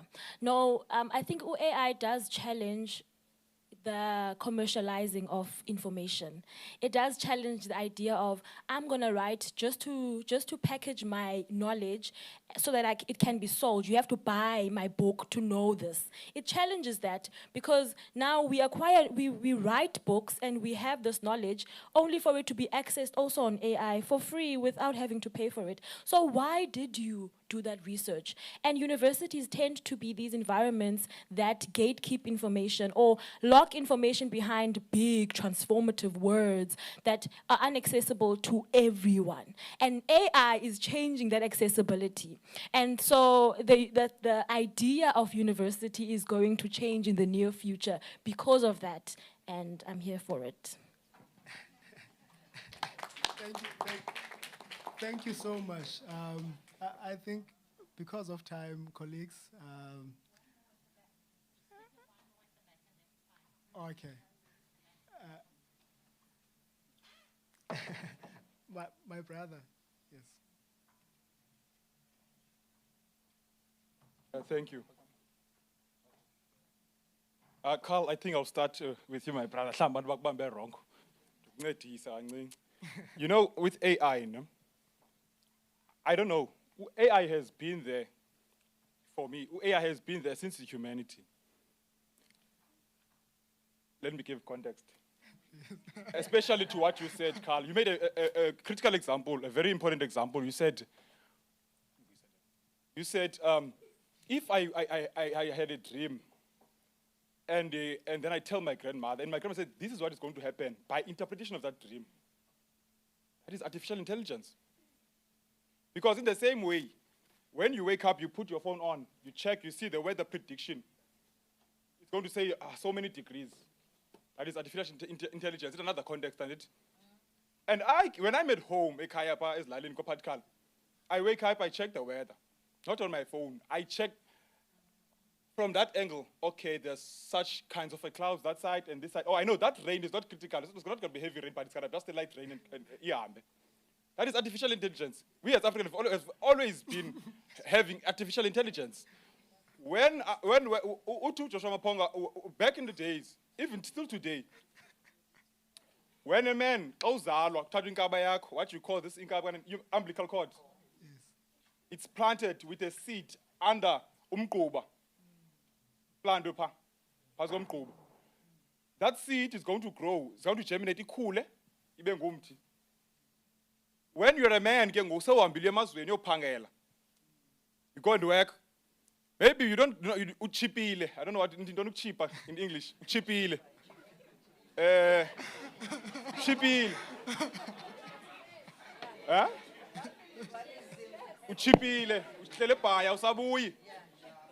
The old man and the old woman, the old man will ask, and the inkaba yake kunyelele pi, and the inkaba must kunyela ngdong mama.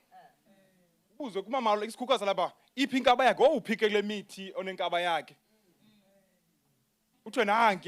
Then we check your life. How is your life going through that tree? That mti, shape here has changed. It's leaning on this side. That branch is leaning to this side. And also, it's spring now. We are deep in spring, but now your leaves are dry. Why? Then they understand. They can enter that something is going wrong in your life. That is artificial intelligence. And then they talk.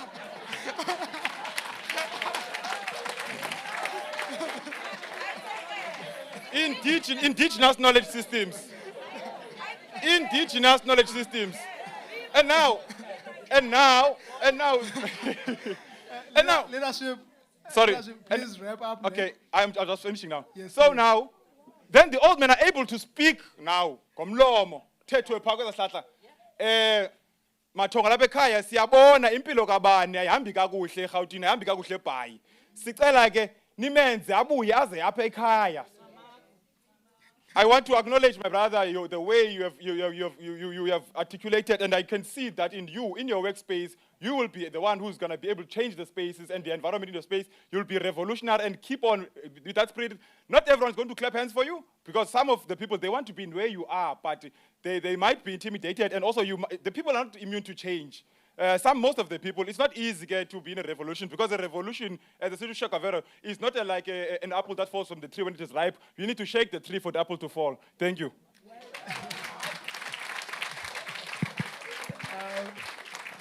Thank you so much, colleagues. Thank you so much for the engagements. And thank you so much also to you, colleagues, for allowing to be part of this conversation. The people that I couldn't take their hand, it's not personal. So we are pressed with time. Thank you so much. Engos.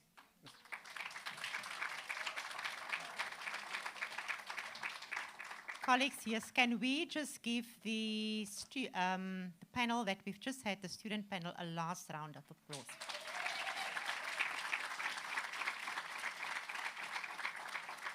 I'm not sure I've got a hand. That's not a student hand, by the way. That's a staff hand that I saw there. And I'm not exactly sure.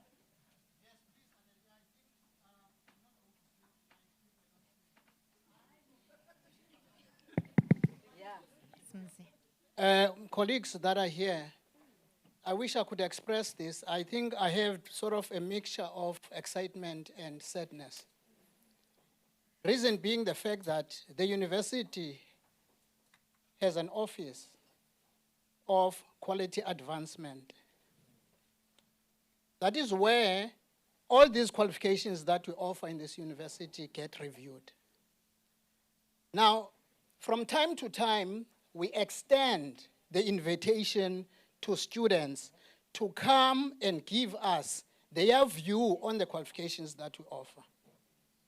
Now, the person that was sitting there talking about the #1 university in Africa, how do we, as the Nelson Mandela University, because we're a teaching university, colleagues, that we need to accept that.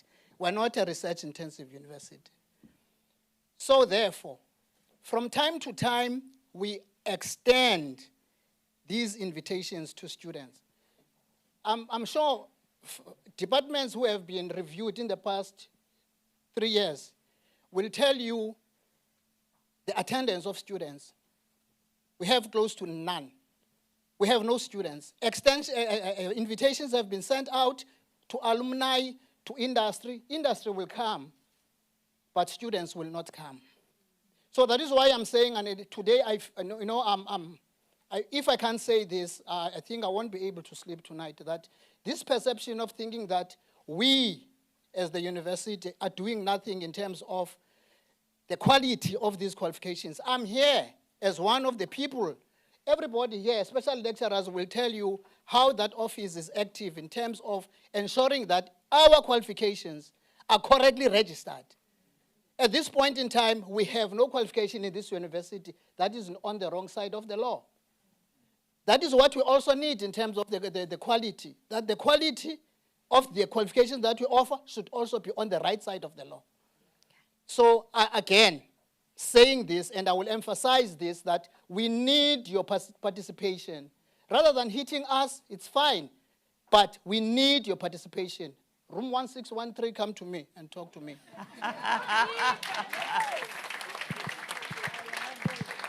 Actually, I'm quite happy that I've given you this now, because this is the platform where we talk and where we also deal with our assumptions and our concerns, etc.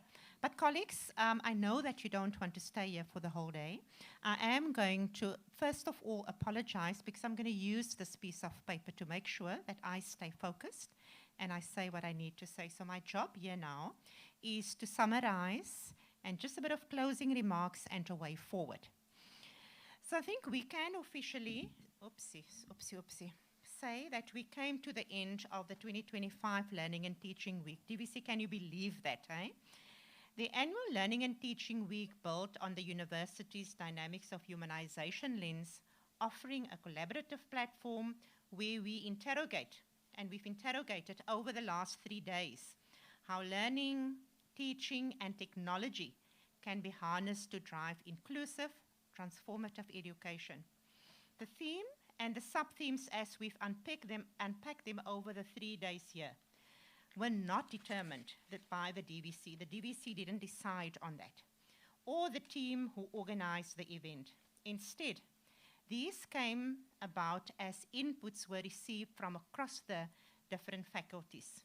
So I think we can say that the areas that we've interrogated over the last 3 days are things that we as a university deem essential to engage with. I think, colleagues, you can agree that you were spoiled for choice during these 3 days.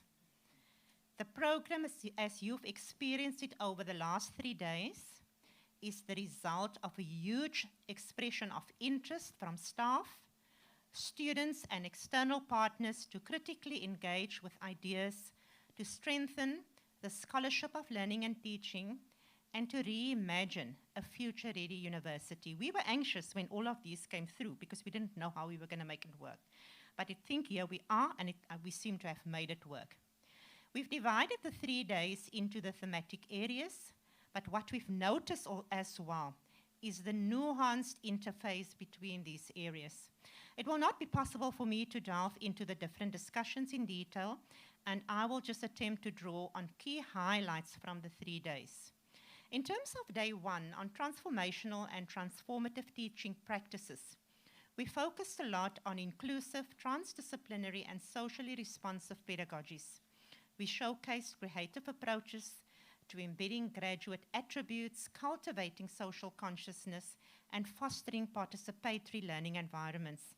Under this theme, we engage deeply around practices that are intentional in recognizing students' knowledges, engage classroom practices that are linked to its social relevance, work done and to be done around linguistic diversity with a focus on multilingualism and translanguaging. And we know that we can say, and this at the same time as we work with it, and there are innovative activities happening, that we continue to have deep challenges. We've tackling exclusive foundations in our disciplines, and we've interrogated how inequality is perpetuated if transformation is not intentional, and thus perpetuating inequality. The transformation trees that many of you have participated in and that you see that is hanging outside, that captured staff and students' aspirations and frustrations and promoted a dialogue for actionable change, and those will be captured as well into a write-up. In day 2, we looked specifically at the role of AI and digital tools. Now, this discussion already started with a plenary session on day 1, where we were confronted with the realities of AI modalities being around us for a very long time, and that we've actually been engaging with it anyway. We've also listened to an example of how students were observed as using it intentionally to support their learning experiences rather than replacing it. Our first session by the DVC yesterday morning provided quite a rich illustration on how AI cannot replace our intellectual input, while it can support structuring our academic engagements and activities. So throughout that day, we explored AI as enhancing teaching, learning, and assessment while maintaining human agency. We've looked at sessions highlighting ethical frameworks, and I think that came out very strongly. Okay? Practical AI integrations and innovative approaches like AI-supported formative assessments and multilingual lingual tutoring. Participants raised the importance of balancing technological innovation with integrity, ethics, and equity.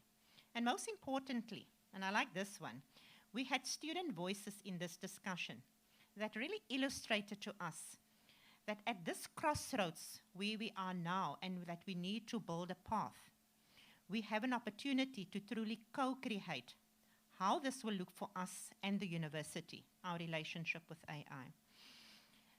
On day 3 today, we were focusing on creative and humanizing pedagogies, and during our sessions today, we engaged with the importance of education and our classroom pedagogies to foster citizenship, critical consciousness. We looked at drama, we looked at the flipped classroom, but I think that concept has been throughout the different days as well.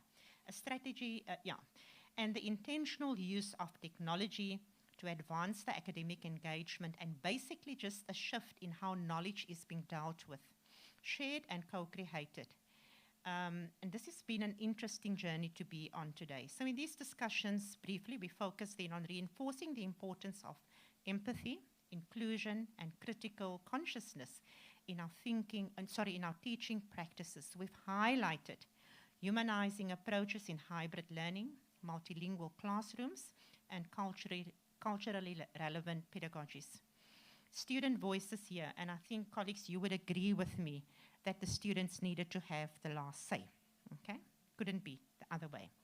And they have underscored the need for learning environments that value belonging, agency, co-creation of knowledge, and being relevant to the society that we operate within. If we look at the emerging cross-cutting insights that we had, in very brief, I'm going to try. It is about integration rather than isolation. So technology, pedagogy, and transformation must work together rather than being in silos. I promise you, see, I'm not going to be too long, hopefully. We've looked at ethics and agency, and we've specifically looked at AI and digital tools. It should enhance, not replace, the educator role. I think it came out very often. It even came out now as well. and also that we should see our students as partners in journeying through this. We need to be student-centered, humanizing, inclusive approaches remain at the core of meaningful transformation. And we need to collaborate. We need to build on networks across faculties, disciplines, and partner institutions so that we can enhance impact and innovation. So when we look at a way forward for us, because that was also put out for me in terms of a way forward according to our key focus areas very briefly, and then I'm going to look at just in very short. Now, I want to say this, that, a colleague of mine has said to me, don't make this just a talk shop. She's not here now, I can't see her. But she said, we're going to come here every year and we're going to say the same thing. And I didn't like it when she said it, but I had to think about it anyway, okay? So if we want to make this week valuable, it needs to lead to actions for us. So moving forward, we need to try and map, get a clear roadmap for ourselves. I'm not saying I'm proposing one, I'm just saying that's what we need. But also to say that I think we do have a vibrant learning and teaching platform, and we do have a strong learning and teaching collab structure.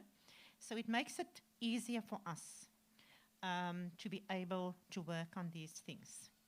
When we look at transformative teaching practices, one of our buzzwords are our curriculum renewal. We use that all the time, but we need to make sure all the time, with a question at the back of our mind, to embed our graduate attributes more intentionally across all our programs, and to focus on the development of critical consciousness, ethics, and civic engagement all together in our curriculums. And I'm not saying it's there. I think it is there, and it's there a lot, but we need to intentionally pull it together. Obviously, to do that, our staff development needs to continue. So we need to expand our communities of practice and workshops on inclusive and participatory pedagogies across our faculties in a transdisciplinary manner, just like we've had our conversations here in a transdisciplinary manner this week. We need to make sure that we have true partnerships with students. True partnerships is what I want to put there. To formalize those platforms for student input in curriculum and assessment design thinking that is embedded. And I can see my colleague Muzi there, and he said students must respond to that as well. And then obviously we need to support the research and publications, and DVC, we're going to talk about that just now. We have identified the importance of AI literacy. We need to develop training for staff and students on the ethical and effective use of AI in teaching, assessment, and research. We need to again look at our AI policy and governance, finalize and implement very clear institutional frameworks for the responsible use. And I know that we are there, we've got things in writing, but I think what happened during these 2 days has added so much to the richness of where we need to go. We will have our small-scale pilots using AI for feedback, tutoring, and multilingual inclusion, with evaluation for scaling, etc. And we've got some of that going, and we can look at that. And then we need to make sure that we have digital equity, and that was also highlighted yesterday, that we need to invest in digital access and support to ensure no students are left behind. And I know that we are having investments, and we need to continue to have those investments. We cannot stop with those investments. And then just briefly, in terms of creative and humanizing pedagogies, we need to make sure that we have, I'm saying we need to make sure, we need to look at and revisit our practical guidelines for integrating humanizing approaches across all the faculties. We need to make sure that our initiatives to strengthen belonging and agency for students in both hybrid, digital, face-to-face spaces are there.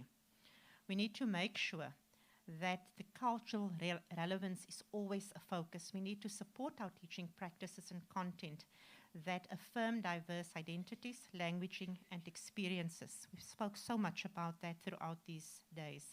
And we need to showcase our innovations. We need to create a yearly showcase, TVC, or a repository of innovative humanizing teaching practices resources to inspire replication. I think they're there.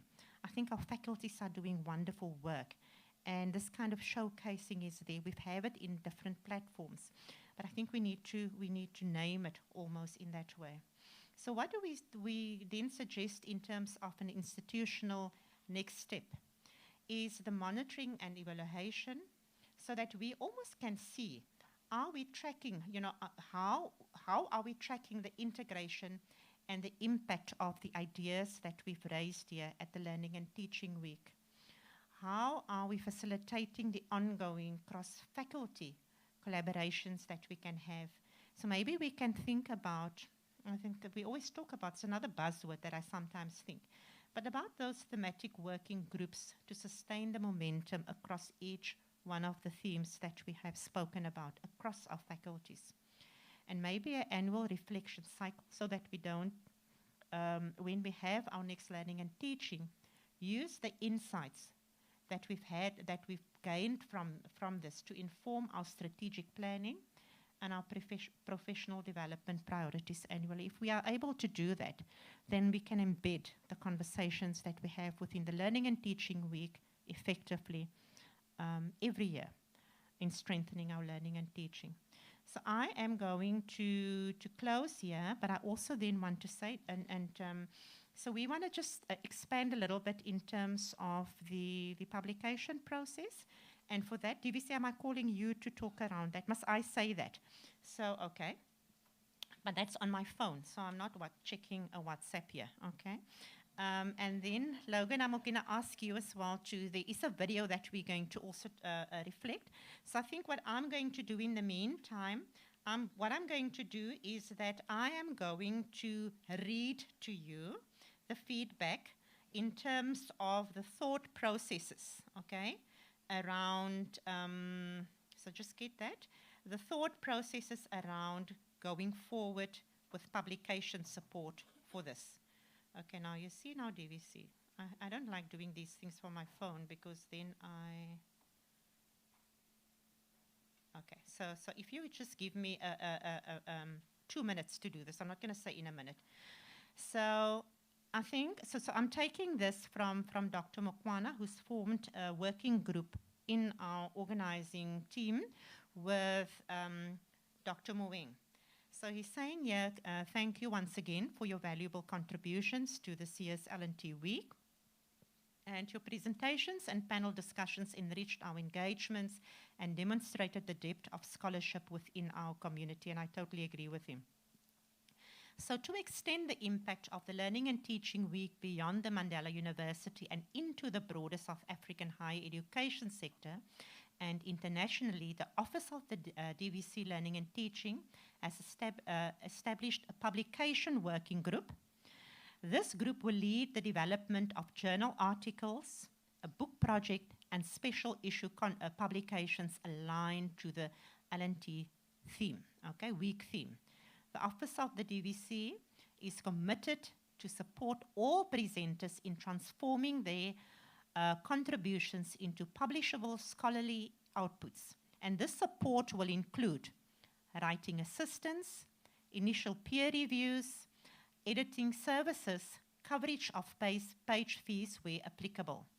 A next step here is an electronic form that will soon be circulated to all presenters to indicate their interest in developing their presentations into journal articles. Following this, there is a detailed work plan. Following this, a detailed work plan will be shared with those who express interest. The work plan will outline key dates and activities, including support work groups, writing retreats, draft manuscript submissions, review and editing timelines, and final submissions for publication consideration. Lastly, the book project and special issue calls for contribution to the book and the special issue will be circulated once publishers have accepted and approved our proposals. And for the journal, I think we will then also now have a video speaking about our journal that is housed in the Faculty of Education. So please note, journal special issues must include authors from multiple institutions with no more than 25% of contributions from Mandela University. Therefore, this call will be an open call. We encourage you to take advantage of this opportunity to contribute meaningfully to the scholarship of teaching and learning. So colleagues, as we now going to have, are we ready for the video to play? Are we ready? So that can then start. Thank you. And after, before you start the video, okay? So I'm going to conclude what I was saying. I think our conversations were bold, they were creative, and they were courageous. And they reminded us that the future of our education is ours to shape. And if we're willing to lead with integrity, and we want to collaborate generously and to innovate with purpose, we're going to get somewhere. So as we leave here today, colleagues, I think the other day we were saying something like, together we are the transformation that we seek. So I thank you, and may we carry the spirit of innovation, inclusion, and collaboration into the work that lies ahead. Siyabulela Kahlulu. You see, I was so scared to say it, the last word. But if we can be generous with each other, we can take each other on the journey. So Kakulu. My own mother and father would have hit me like that because they would have known it long ago. Thank you. When all of that is done, the DVC will come to do a thanks.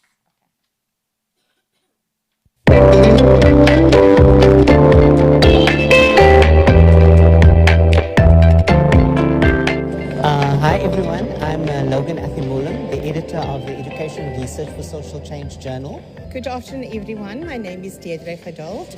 I'm the co-editor of the Educational Research Social Change Journal. Good afternoon, my name is Joshua Carlisle Jacob. My role in the journal is essentially I work as the website manager as well as do all of the typesettings for the journal. Good morning, I'm Reeve Wilson and I am the ERSC Ed Journal Administrator.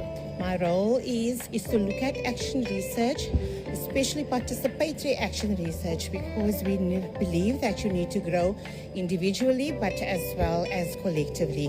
This particular journal is a special kind of journal because it focuses on educational research for social change with reference to participatory action research and any genres of action research. Furthermore, this particular journal also focuses on other modes of data collection, such as storytelling and other areas like, for example, collages, the use of collages, drama in education, theatre in education work, which are alternative methods for the collection of data. In academics, it's always important to share new knowledge and distribute new knowledge. And it's important for us as a faculty to work as a faculty that works as a knowledge generator. And it's always exceptionally good that here in the Eastern Cape we can also have our share in creating new knowledge and sharing that with the academic world, both the international academics as well as our southern academics. But you know, working with Prof. Atimulam and Prof. Didi, it's been absolutely great. These are great minds to work with. And from where we were and where we are now, it's just a wow. I also specialize and do training with participants who also engages with our journal on participatory action visual methodologies. And we would like to encourage and welcome all authors to publish in the Educational Research for Social Change Journal. And I am here to assist young, vibrant, as well as esteemed and well-scholared researchers. We would like to disseminate their work across a wider range of audience, nationally and internationally, so that the journal can grow from strength to strength.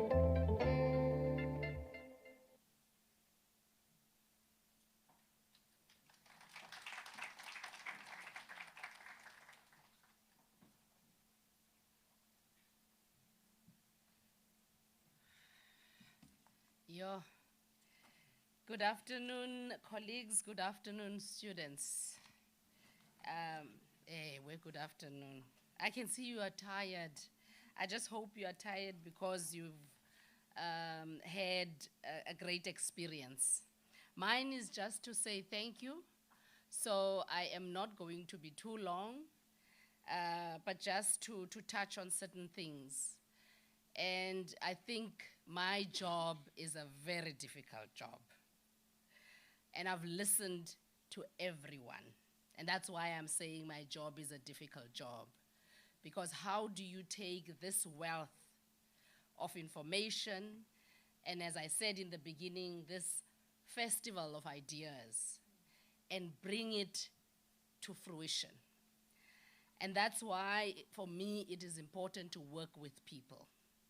Because as DVC, you cannot do everything alone. You need others to be the wind beneath your wings so that we can deliver on what we are supposed to be doing. So I've listened to students talking about this not just being a talk shop, but we really need to implement.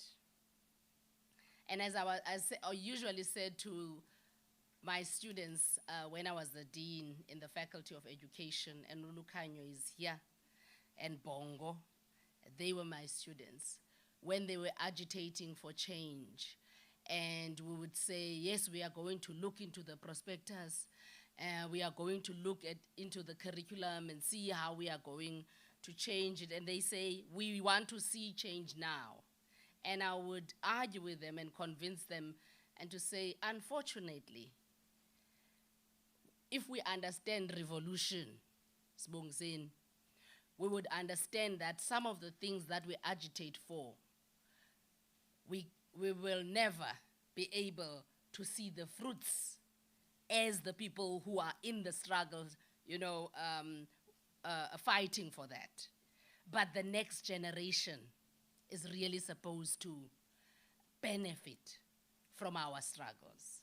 So what we are doing really is to say, how do we leave a legacy that starts, the conversations? So I'm also going to acknowledge Professor Zinn, who started with humanizing pedagogy in the Faculty of Education. She had no idea who was going to follow in her footsteps in terms of the dean. Because as we know, as we go into spaces, people follow us and they get into these positions, and it's not their passion, and it's not their drive, but it's also not their value. Because some of the things you have to fully understand and believe in for you to be able to drive them. So, so we do some of these things not really having a say in who is going to be following in our footsteps. But I also want to acknowledge Denise as well. When she ascended to institutional level, she made sure that the institution then buys into the idea of a humanizing pedagogy as a philosophy that embeds our curriculum, that embeds our institutional culture, and how we do things at Nelson Mandela University. And I want to assure people that when you move outside of the corridors of Nelson Mandela University, there is a sense of a unique Nelson Mandela University culture that you can sense. You sense it in our academics, you sense it in our administrators, you sense it in our students. When they speak differently. When they walk differently. When they engage differently. It is because of the spaces like these where they feel comfortable and confident to express themselves without being punished. Not feeling sorry that I disagree, but to feel that this is a space where we can contest ideas and disagree, at the end of the day, trying to find one another. As I'm going to conclude now, I want to undertake that for us, it is important to build the scholarship of teaching and learning. Because for me, once you do that, then you acknowledge who is in your classroom. Because if you never reflect on the teaching and the learning, then you just going in there as a machine who is supposed to just give information as a sage on the stage and then leave happy without really engaging with who is in the classroom and also what they bring into the classroom. And for us, that is important. And we also understand then we need to be intentional in how we move this forward, especially in terms of how we interrogate what has happened here and then monitor going forward and tracking those. So I've heard about digital literacies, digital equity, and digital access, which is important. So how do we move that forward as an institution? For me, that is important. Multilingual literacies that we see sporadically in some of the faculties, how do we, implement that across the university? Student voice in terms of co-creation. So for me then, the actions and the roadmaps should be clear in terms of communities of practice. Communities of practice that are thematic and reflective. But over and above that, learning communities. Mihlali was talking about the Faculty of Education. Okay. Having these learning communities where students engage about issues. But it shouldn't end there. Do we create structures that allow and enable students to move these across or upward so that we can have, change that we would like to see? So I just want to say three things. We are busy with the PQM review. All lecturers know that. PQM review. But with the PQM review, program qualification mix, sorry, for those who don't know what PQM stands for. We are looking at different criteria, and one of the criteria is graduate attributes, to make sure that the graduate attributes that we espouse, we've given you a booklet, small booklet. If you have not received it, ask patients to give it to you. If we still have, I think we do have more. And how do we then embed these in our curriculum? So that is important. So the PQM, and it talks about an outward-looking university, its posture, and how our qualifications relate to that. Yeah, and I can talk on and on and on, but really it's to look at our curricula and our programs. And at the end of the day, what do we want from that? We can look at phasing out some of the programs that do not speak to what we want. Some are outdated. We recurriculate, and we're busy recurriculating. The Faculty of Science is Africanizing and recurriculating. Health sciences are also doing the same. Education nationally is required to do that, so they're coming in as CHE to review our programs again. So that's important. Secondly, the language policy that was last reviewed in 2010, Pumeza, Professor Maseko and her working group with Dr. Jackie Luke and Chanel van der Merwe, they have worked with faculties, units at the university to be able to to develop this policy. But the groundwork happened a while back, 2015, 2016, where we consulted with the whole university, not just faculties, with cleaners, with administrators, where we would go into their spaces and ask, what does language mean to you? How would you like to see a language policy at the institution? So all of that was the groundwork. And now we can say, by the end of the year, at least we will be able to go to Senate. Oh, no. Now, next week, we're going to Senate because it has already served at ECS, it's going to Senate now. But that policy allows for all of these conversations that we are having. So we drafted it in such a way that it will build and not hinder multilingualism, translanguaging, and also look at this big word. Ne? It's not the first time I heard it, but I thought I must write it again, Anglo-normativity. Nobuntu mos wena, you speak big words. And then lastly, colleagues, we've piloted the social consciousness for Sustainable Futures module for a long time. And this year, it is now compulsory in law, in education, and in the humanities. By 2027, all the other faculties will implement that. And that deals with being critically conscious about what is happening. The name Mandela, what it means to us. Science for society, human rights, humanizing pedagogies. What else? Technology is there.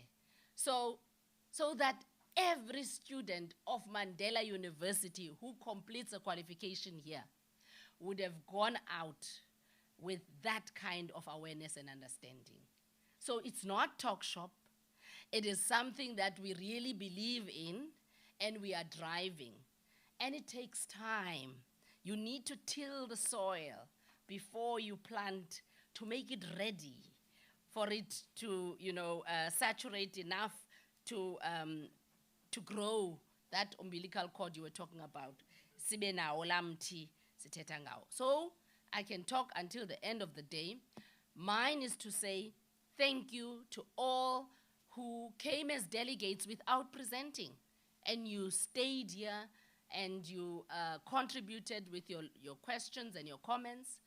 To our presenters, thank you so much for trusting us with your thinking, because that's what you do as an academic. You trust others with your thinking. So we say thank you for that. We say thank you to everyone who was behind the scenes organizing. We have the LOC chairperson, Professor Kit Annelien, who was really driving us in planning and doing all of these things. And we have different colleagues from different faculties and students who were part of the local organizing committee. So for us, we don't just talk the talk, we walk it, because it's important that we have the student voices. And the students really assisted in the themes, they assisted in how we publicized this event. So for us, that is important. So thank you to all who also provided the food that we eat, the technology people, the executive deans who stayed for the 3 days who are here. The Dean of Learning and Teaching is here. All the colleagues who are here from the different faculties, and I was saying to Penny, next year it's you. You can't just come and listen. And science, I'm really impressed, Gideon, with the kind of work that you are doing. And all the faculties in the medical school, in law. We've had now the acting dean of EBIT, leading from the front and, participating in one of the panel discussions. And that's the kind of leadership, that we would like to see at the university for us to be able to do something. So I'm not going to mention people by name, but the LOC, those people who are running behind patients, everyone knows patients, wasn't it? They were asking who's patients when they arrived. Thank you so much, patients. Thank you, Isa. They are in my office, really, and they really brag with their, that signature that says from the office of the DVC. But they are a great asset. And Yolandi, behind the scenes, making sure that things, are happening. Kabisa, thank you so much for being there. And thank you to everyone. And the humanizing pedagogy, Mukta is now not here. We're driving humanizing pedagogy. We have funding for that. We're making sure that it is known and it's understood, but more importantly, you know, it's embedded in what we do. Zuki, thank you for being here. Thank you, I almost forgot you, I didn't see you. But the humanizing pedagogy team that's here, they're taking notes, they are photographing, because we want to document this. I was saying to Mukta, we've been talking about the humanizing pedagogy since 2009, when Denise arrived in the Faculty of Education. I was there as a lecturer. And yet there's a few outputs in terms of published articles. They've published in the Faculty of Education, but would like to see the university. If we say this is our educational philosophy, we should be the ones who are talking about it and not be reading what Stellenbosch is writing about, the work, you know, that started here. So we really need to engage in that kind of scholarship. Hence, that announcement that Professor Kiet made to say we are going to be supporting people really who would like to write on this. With those words, colleagues, thank you so much. Enjoy your day. The colleagues from Sol Plaatje, oh, they are going to be angry at me if I don't say that. We've had colleagues from Sol Plaatje and they've been engaging, you know, rigorously. I hope you've got the same space there. You know, that allows you to be so vocal. We've had Forte, University of Forte, we had Rhodes, we had Wits University, we had Walter Sisulu University. Heloise was showing me colleagues from UJ watching this live streaming. So it's really wonderful. University of Pretoria was here, DUT was also here represented. So we are really national as Mandela now. Thank you, enjoy your day, have a good time.